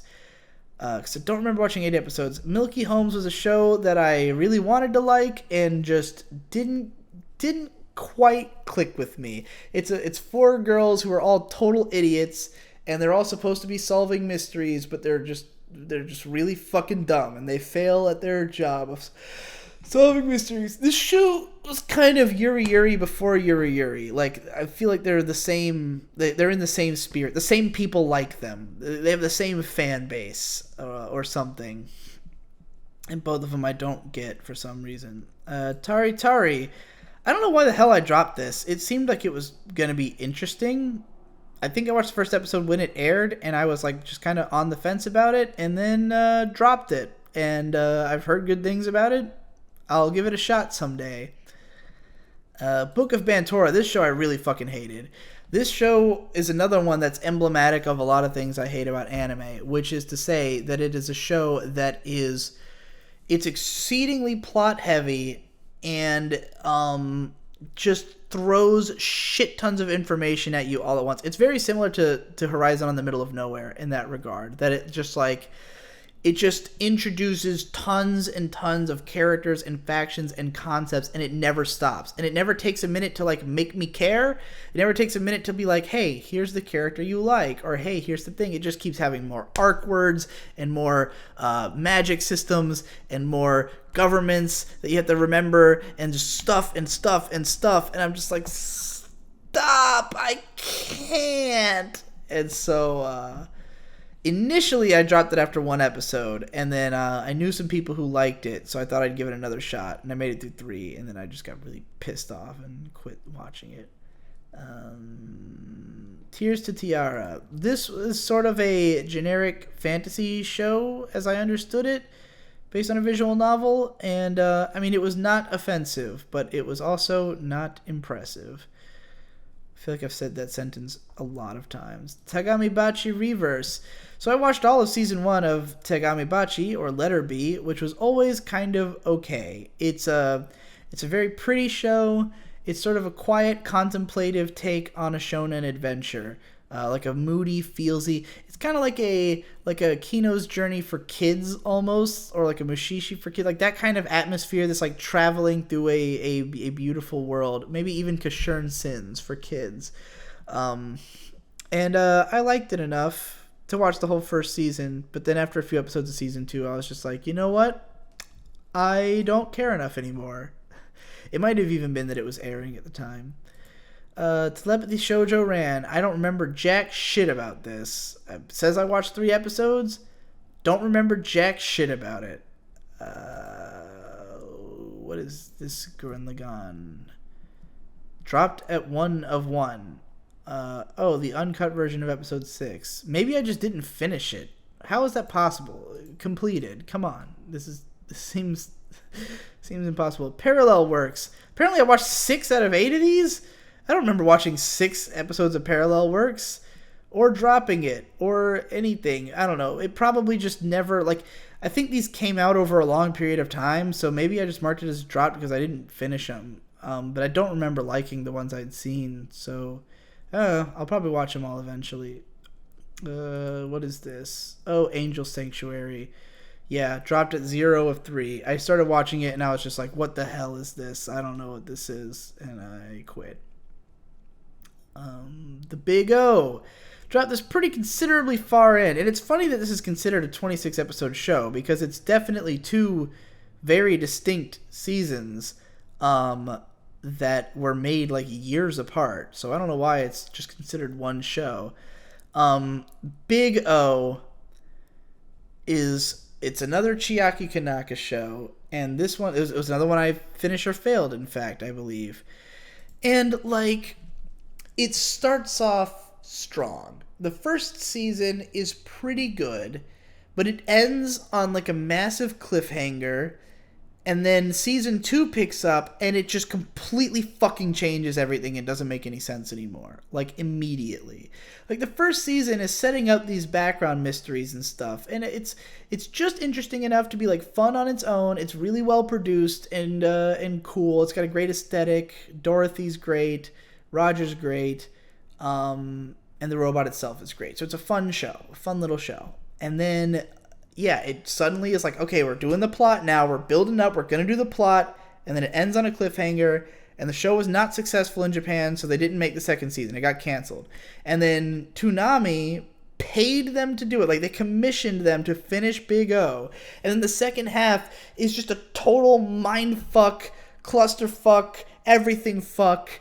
And I really, really hated it. And so 20 episodes in, I just couldn't fucking take it anymore. And I dropped it. Yeah, it made me upset. It's upsetting to make it that far into a show and drop it. The Hakendan. This is an OVA that I was watching because, again, 90s, which has really, really interesting and great animation. But the plot was difficult to follow and uninteresting. But the animation it's worth watching that episode for the animation alone if you're a big animation guy. The Idolmaster. Yeah, this show seemed all right, and it's not that into idols and stuff. The problem with the Idolmaster is that it has a huge cast and it focuses on like each one in a different episode, and some of them I really like and some of them I don't give a single fuck about. I love Miki. And I love, what's her name? The cool one, the sporty one. But the rest, I couldn't care less at all. So, it's a rocky road. Rocky road through the Idolmaster.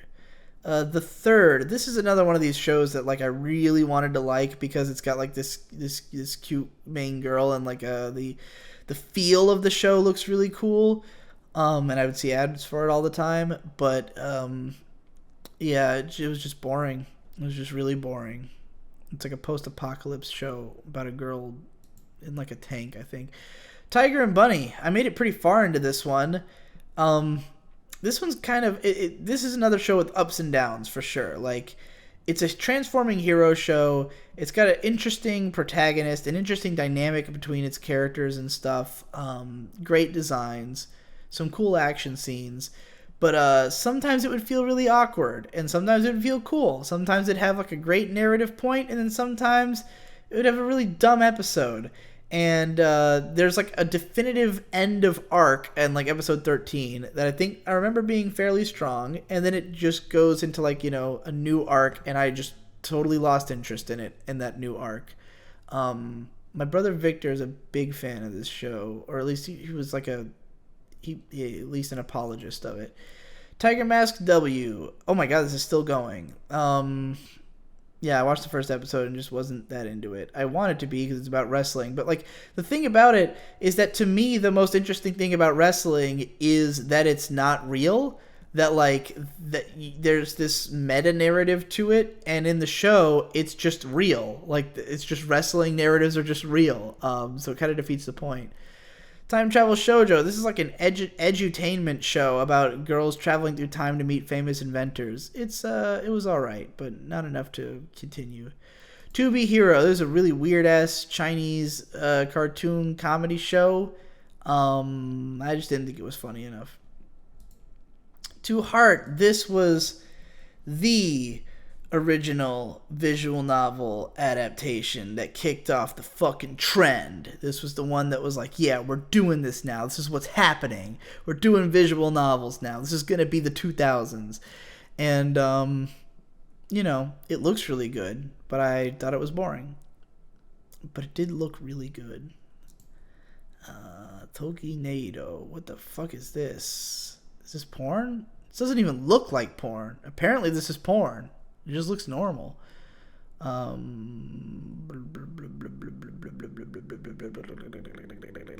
still have like 70 more.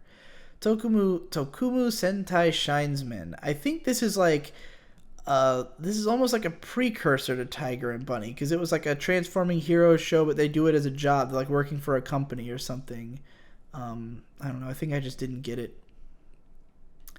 Tokyo ESP. This is a big bombastic fighting anime, and it was like somewhat entertaining, but also somewhat of a clusterfuck. And I thought it was all right, but not enough to keep watching it. Tokyo Ghoul. Edgy ass premise. A guy turns into a ghoul, starts wanting to eat people and shit. First episode is all right. And I just lost interest because it seemed really generic. A lot of people love this manga. People will constantly tell you the anime sucks, but the manga is incredible. And the manga does have like phenomenal artwork. So I have considered reading it. Apparently, in the latest chapter, the main character fucking smashes puss. And like for a whole chapter, that some dude is so excited about this that he keeps commenting it on various videos. Like, dude, oh my god, Tokyo Ghoul, he smashed puss for a whole chapter. That's how he's been phrasing it, and he like keeps commenting it like, oh my god, it's so great. And I'm like, okay, I kind of want to read this now because this guy's excitement is rubbing off on me. I've never been so excited about a character I know nothing about getting to smash puss before. God, this is 3 hours. We've been going for 3 hours. This never ends. This will not end. Do I even have space for this? I'm worried I'm going to run out of space. I think I have space for this. Oh, God. Maybe I should cut the clip and then restart it. Just to be safe. This can't be a more than 65 gig clip, right? No, that's impossible. Okay, let's continue. Fuck me. Yeah, Tokyo Tribe 2. This is fucking weird. So this is a like gangster show in Tokyo. And when I say gangster, I mean like street gangs, like throwing up gang signs, like a hip hop gangster show. And it's like really grimdark. Like the show has the first episode has a scene where this like gigantic dude in a tub is just like raping all these people. Like he like rapes a guy to death in the first episode. It was fucking insanity. People are just like going around beating each other up and shit. And the weirdest part is that it's Tokyo Tribe 2. There is no Tokyo Tribe 1 anime. Like, it's based on Tokyo Tribe 2, the manga, which I believe is a sequel to Tokyo Tribe, the manga, but there was no anime of the first one. So there's just an anime of, like, a random segment of Tokyo Tribe 2. It was fucking weird. Also, it's, like, one of the only anime that, like, not only goes out of its way to make the characters, like, look like darker skinned, like not just like Japanese, but some of them just look black, like because the show is obviously supposed to be like hip hop gangs, like it's supposed to be like LA gangs or something, but in Tokyo. So it's funny the way it emphasizes race, whereas most anime just have like kind of light skinned characters. Anyways, Toshokan Senso Library Wars. I thought this was boring as shit. I had some friends who liked it, but I didn't get it at all. And I don't even think I finished the first episode. Hamtaro! Yeah! Hamtaro was on Cartoon Network for a while. I really enjoyed it. Me and my brothers were big fans. We actually got some hamsters named after characters from the show. They died horribly. So that's nice. Hamtaro's good.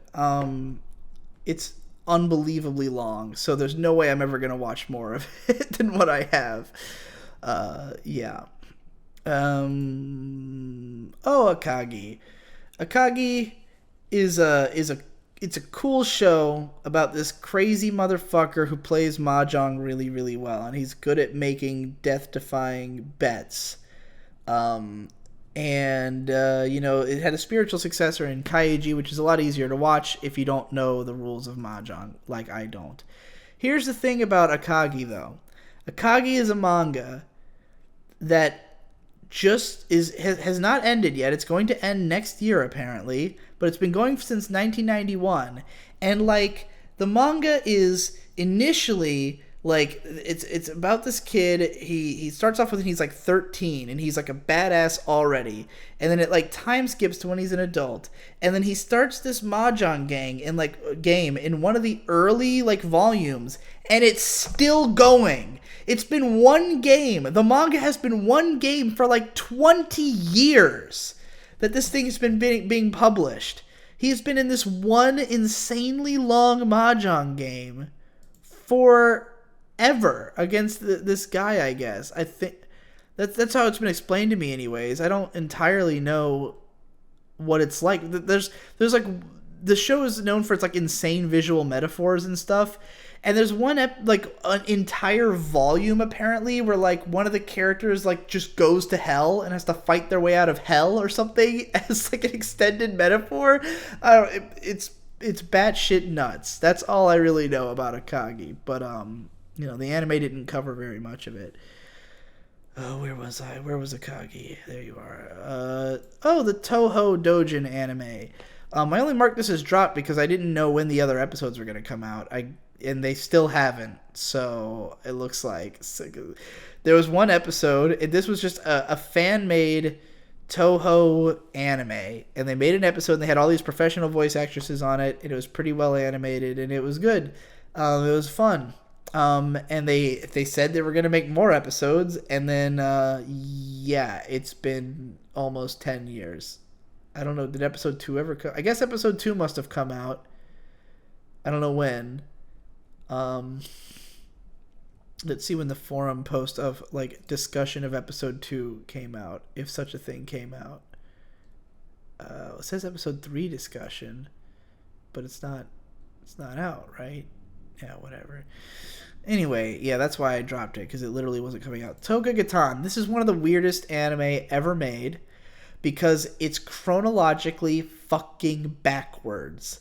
The show is 26 episodes long, and it is entirely in backwards sequence, which apparently is important. Apparently it's supposed to be that way. Don't watch it in reverse. You gotta watch it normal.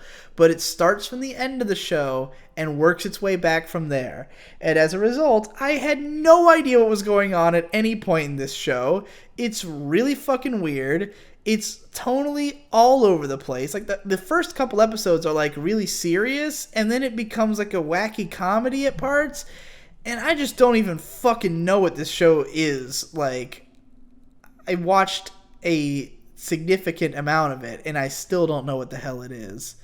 Yuji Yamaguchi is a crazy-ass director who does weird-ass shit. I'm not surprised he did fucking Crime Edge. That show also is fucking weird.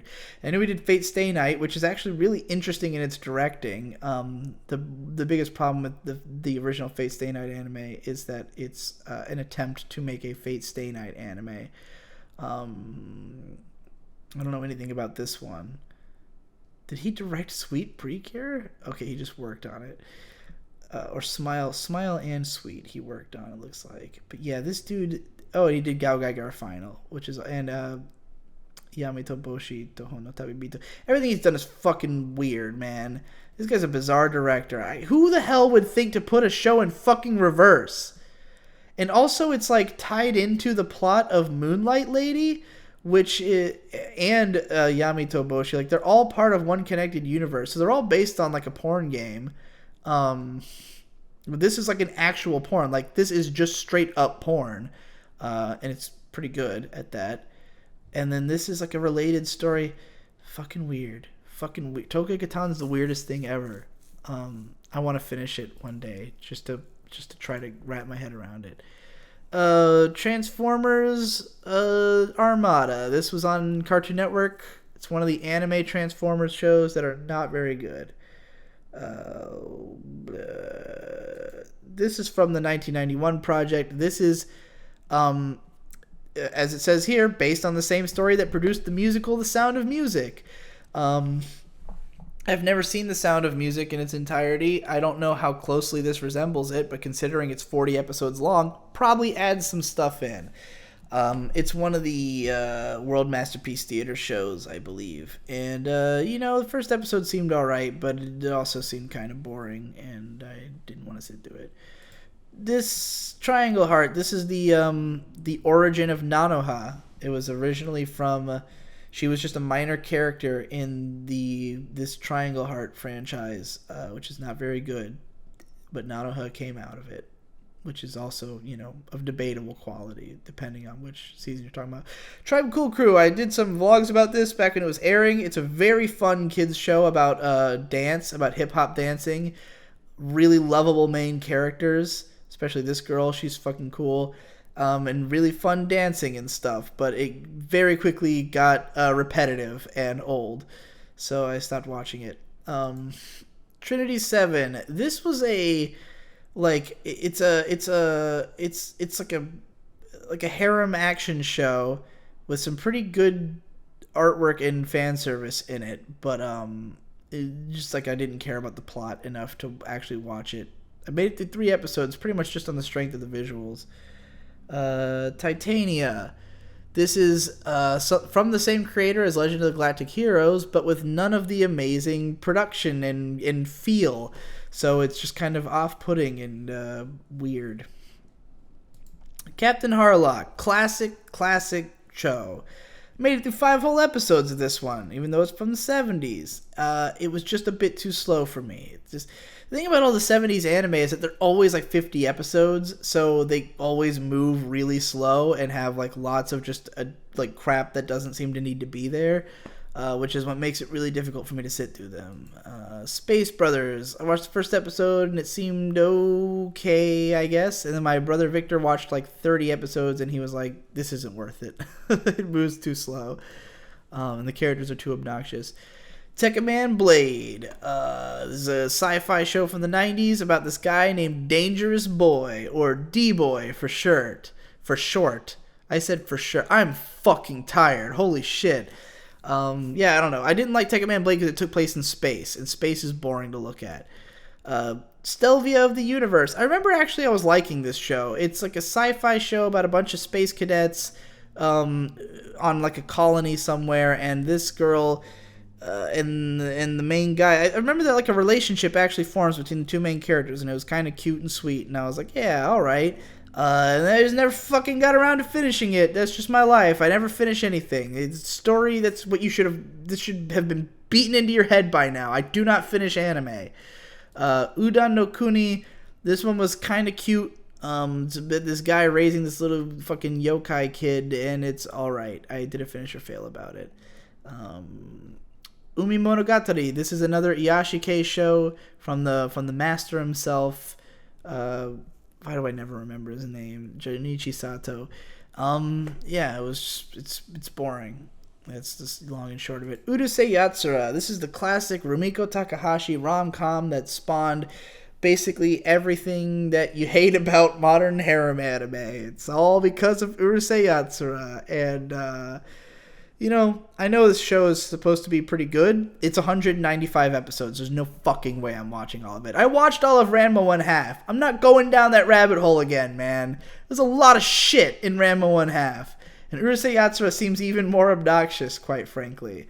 So, I don't know if I can sit through it. This show... All I remember about this is that it had some really awkward, bizarre animation that was really ugly. Utawereru Mono, The False Faces. I did a finish or fail about this. It's just too slow. It's just a little too slow to get to the fucking point. Vampire Knight. I didn't even finish the first episode of this. It was a popular shoujo anime 10 years ago. Venus vs. Virus. This one, I read the first 2 volumes of the manga. I mentioned this briefly in the Yuri podcast that, I just didn't feel like it ever picked up. And then I watched an episode of the anime, and the production was just not good. So I was like, fuck it. I'm not watching this fucking show. Wagamama High Spec. Oh, this was just like a 5-minute episodes kind of thing. Whatever. Who cares? Wagaya no Oinari-sama. What the fuck? What is this? This doesn't look familiar to me at all, and the fact that I watched 1 episode and it's from 2008 means I probably watched 1 episode in 2008. I have no recollection of this at all. This doesn't even look slightly familiar to me. Our Home's Fox Deity. What the fuck is that? I don't remember that show in the slightest. Wake Up Girls Zoo and Wake Up Girls. So Wake Up Girls was Yamakan's comeback show about a group of idols who basically was about to blow up, and then they failed. Their manager took off with all their money, and so they're trying to build themselves back up. It's kind of a slightly darker take on the idol genre. But it's kind of boring, and I didn't care. And then there's also Wake Up Girls Zoo, which is fucking adorable, but not that funny. It's like a little spin-off thing where they're animal girls. Watashi ga mottete dousunda. This is, Kiss Him Not Me. I did a finish or fail on this. It's alright. It's not really my genre. Sisters of Welber. This was a fucking weird one. This was a Production IG show that felt like a B-Train show. Like, this show has everything that a B-Train show has. It's just better produced. But it's like two girls, Yuri hints, they're girls with guns, they're on an adventure. The plot is totally uninteresting and stupid. And there's a really obnoxious talking tank that follows them around. IIRC, that's fucking weird. And it was just kind of obnoxious. And I eventually gave up on watching it. I think I'd even been defending it at first because other people were saying it was dumb. And I was like, no. But then I was like, yeah. White Album, the original. I don't know what happens in this show that everybody hates it, because like I hear a lot of complaints about this show. I don't know if it just like falls apart later. I remember the first episode being good. Like I watched it and enjoyed it, and then just never got around to the rest because I watched it when it first aired, and I was like, yeah, this seems like an okay romance drama. But it seems to be pretty widely like people always say, hey, don't watch White Album 1, just watch White Album 2, because they're totally unrelated. They're just completely different shows based on games in the same series. So now we're finally at White Album 2, which I promised I was going to talk about like episodes ago. White Album 2 is a love triangle show about this guy and these two girls who basically become best friends in the early part of the show. Like the three of them start hanging out, and the show becomes about their burgeoning friendship, and it's beautiful, and they're all good friends. And then but both the girls are in love with the guy. So eventually it comes to a point where it's like he's got to fucking make a decision, and so he does. And then the show just becomes a really depressing show about how they ruined their friendship, and the relationship's not even that good anyways. And like I just was like, it just got so moody and so dramatic, and it was like, I don't want to put myself through this. This sucks. I don't want to watch this anymore. So I gave up. I think that's what happened anyways. I don't remember that well. Witchcraft Works. This is a show where this big lady fights monsters, and Princess carries this guy around. This seemed alright. I didn't hate it, but it didn't grab my attention. Wizard Barristers. This is a show with a pretty good first episode, and then it just kind of like, or at least it's got an interesting premise. It's about wizard lawyers, like, you know, doing wizard lawyer stuff. And it's got great character designs from the same guy who did like Mezzo Forte and Kite and shit. And interesting idea, just executed really awkwardly. Like it's just an odd show that doesn't come together very well. Wordsworth, I think this is porn, but like weird porn. It's like a high fantasy porn. I just didn't like it at all. World Destruction Seikai Bokumetsu no Rokunin. What is this? What is this? I don't remember. 2008 in one episode, so probably the same reason as the last one I said that about.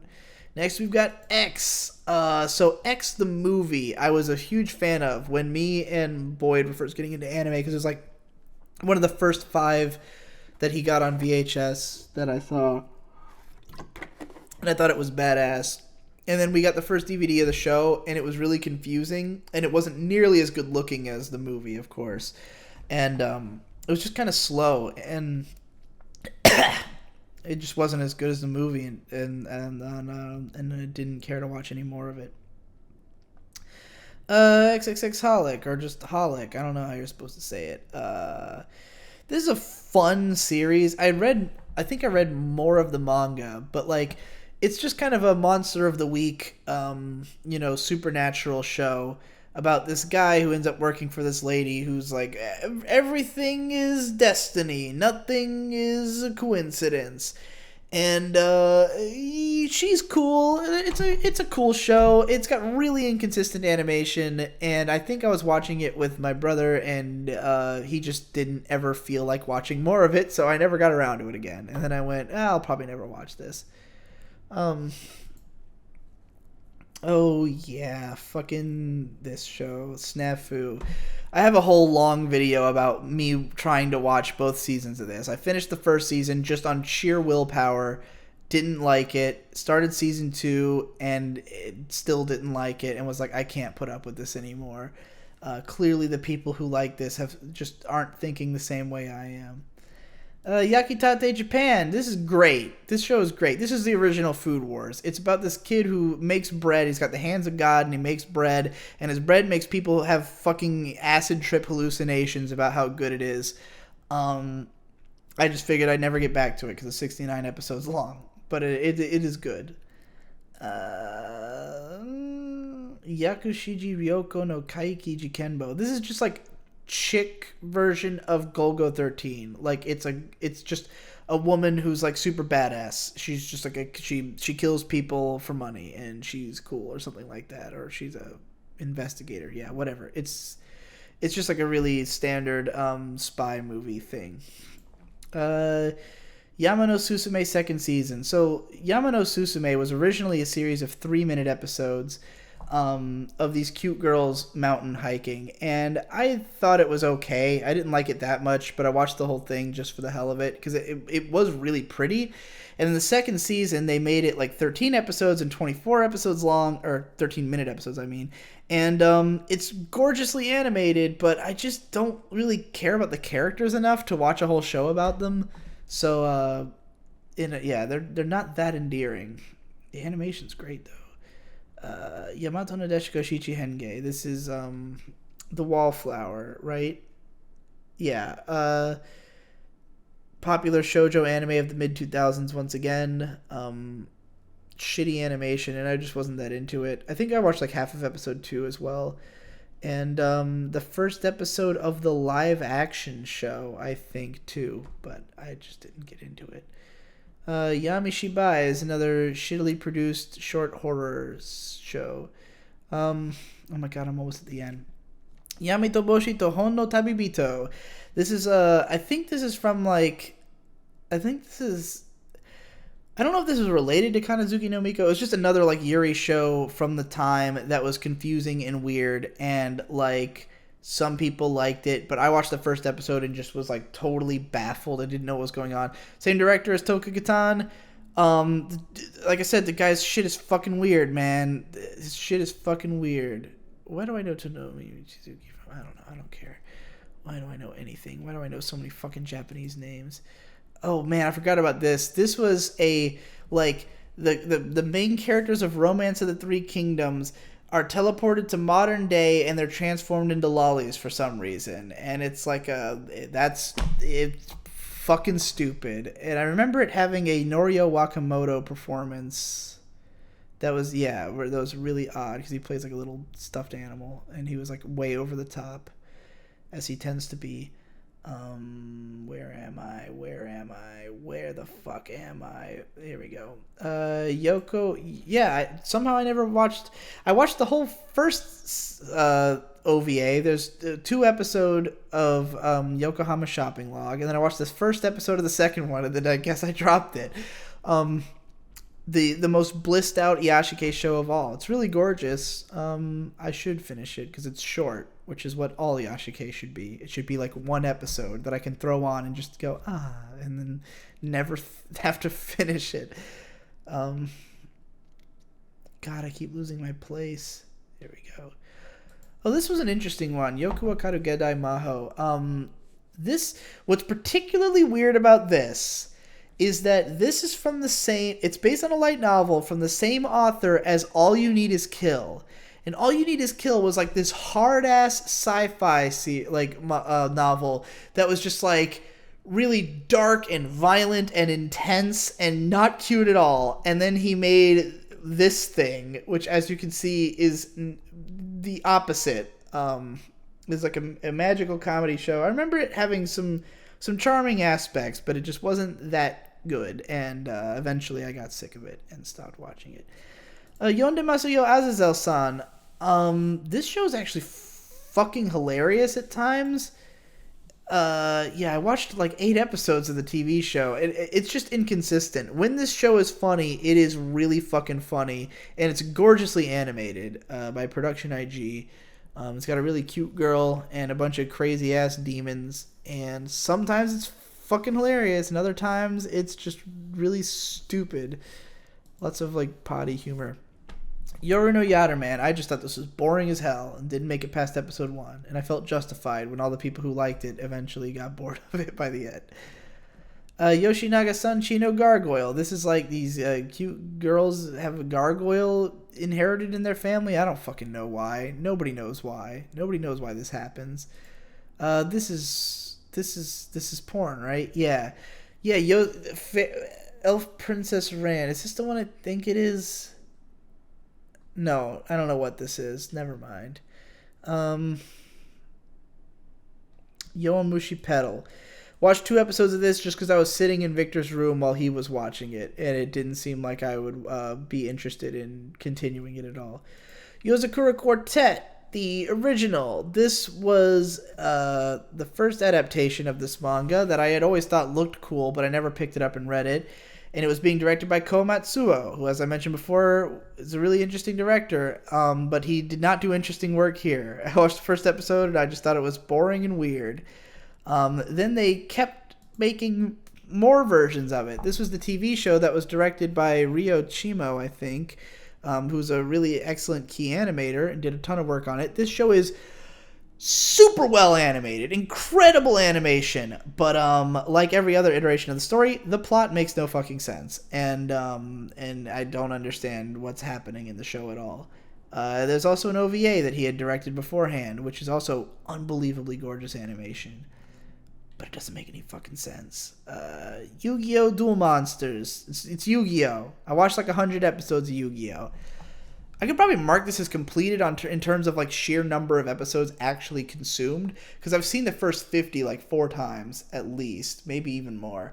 Yu-Gi-Oh, man, I loved it. I was super into fucking Yu-Gi-Oh as a kid. At some point, I stopped being able to keep up with it, so I've probably seen about 100 episodes. I still like Yu-Gi-Oh. Yu-Gi-Oh's great. Yu-Gi-Oh's fucking cool. I'll watch it forever. But then they made like a bunch of other seasons, and GX was fucking lame. Look at this guy. Look at his fucking hair. Ugh. And then there's Zexal, where they just straight up have stands. I mean, Yu-Gi-Oh's always been like obviously influenced by JoJo, but this one they literally have stands. Why do they need stands to play a card game? Nobody knows. Yume Tsukai, this is an odd one. This is from the guy who would go on to make Mysterious Girlfriend X. This is the one he had made before that. And it's like about people, like these girls who go into dreams or some shit. I watched a couple episodes and was just like, I don't know what's happening here. Yume Iro Patissier is a shoujo manga about a girl who wants to make cakes. It's cute. It's cute, and it's got cooking. It's got food. I like food. I like shows about food. I like characters who like food. I think I've been over that. Yuri Yuri. I just don't find this show as funny as other people do. It's got a fan base. There's people who really love Yuri Yuri who watch it forever because they just like these dumbass girls. I just think they're dumb, and I don't like it. Your Roommate's 3D. What the hell was this one? This is it's a short comedy thing. I don't remember it. Yugo the Negotiator, right? Yeah. The show's very badly produced, and the first episode was really slow, and I didn't see the appeal of it. We're getting into the weeds here, man. Yuki Yuna is a hero. This one, the first episode was kind of too slow, and I wasn't sure if this was going for like just another Madoka-esque dark magical girl thing, because that's what it really felt like. I mean, it's a hero show rather than magical girls, but I've heard it's got some twists of its own. Some people have praised this show. I'm curious about it. I'd probably give it another look. J-Decker. This is one of the Brave series, the robot shows of the 90s made by Sunrise, and this one's about a kid with a fucking police robot, and they fucking stop crimes, and it was pretty entertaining. I think I watched some of this on a plane. I think I watched it on the way back from the Philippines, or some of it in the Philippines or something. I thought it was alright, but there was no way I was going to watch 50 whole episodes of it, and that's why I dropped it. You may have noticed that's a trend. And then there's Gao Gaigar, which is the most famous of the Brave series. This one, I did not enjoy the 3 episodes I watched of it, because it is, like, visually intense. Like, it's just a lot of, like, shit going on all the time. And this is one that I feel you really have to be a mecha fan to appreciate, because it's really about the robots. It's about cool robots. That's the reason to watch this show, is that it's cool robots. Not that much of a big robot guy. J-Decker is much more of a... You can enjoy it without just being into robots. Yu Yushiki. A lot of people say this is like one of the best comedy shows of the last few years, but I watched the first episode with my brother, and we did not laugh once. And I was like, I don't know what this show is supposed to be, but... Season 2 of Zero no Tsukaima, which I just dropped because I figured I'd never get back to it. I watched Zero no Tsukaima Season 1 when it aired, and I thought it was okay. And then I rewatched it like in 2013 or 14, and I was surprised how much I enjoyed it. Like, I expected to hate it or something, and I was like, oh, this show's actually pretty alright. And I started watching Season 2, and I thought it was okay. And then I just didn't get around to finishing it, and I still haven't. So eventually I said, I'll never finish this. Zetman. This was like a kind of cool action show. Very like 90s style transforming hero thing. Violent and dark and stuff, but I just figured I would never watch the rest of it.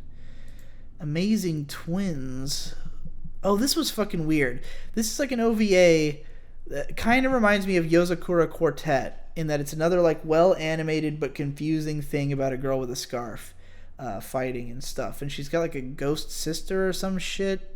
I don't remember. Episode 2 was not out yet when I watched episode 1, and then I just kind of figured I probably wouldn't come back to it when the time came. This was just some dumb lame shit. I watched the first episode on Crunchyroll at random one time, and it wasn't good. Zettai Karen Children. This one is like a spin-off in a way of Hayate the Combat Butler, I think. Like it had something to do with that. Like this one might have been or maybe they just ran in the same magazine and they were both really popular, but they had crossovers for some reason. I just didn't like the aesthetic of this show.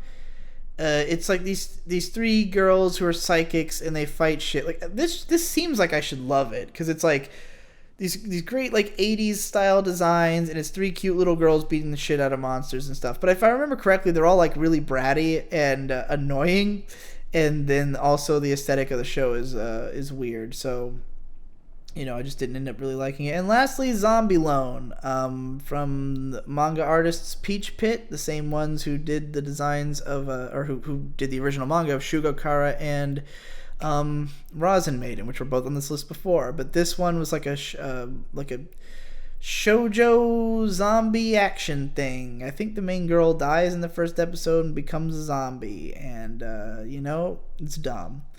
And that's it. We did it. We fucking did it. We did it. This took 3.5 hours to finish off the list, but we fucking did it. We're fucking done. It's now 1 o'clock in the afternoon. This took long enough that you will have had time to watch the previous episode, and then this one will occupy the rest of your entire life while I'll be out driving for 9 hours tomorrow. And I'm probably going to record some Digibros with Victor later today, because I can't go to sleep till nighttime, or else it'll be difficult to make the drive. So yeah, thanks again for watching, everybody. I hope you enjoyed this baffling series that I did for no fucking reason. See you later.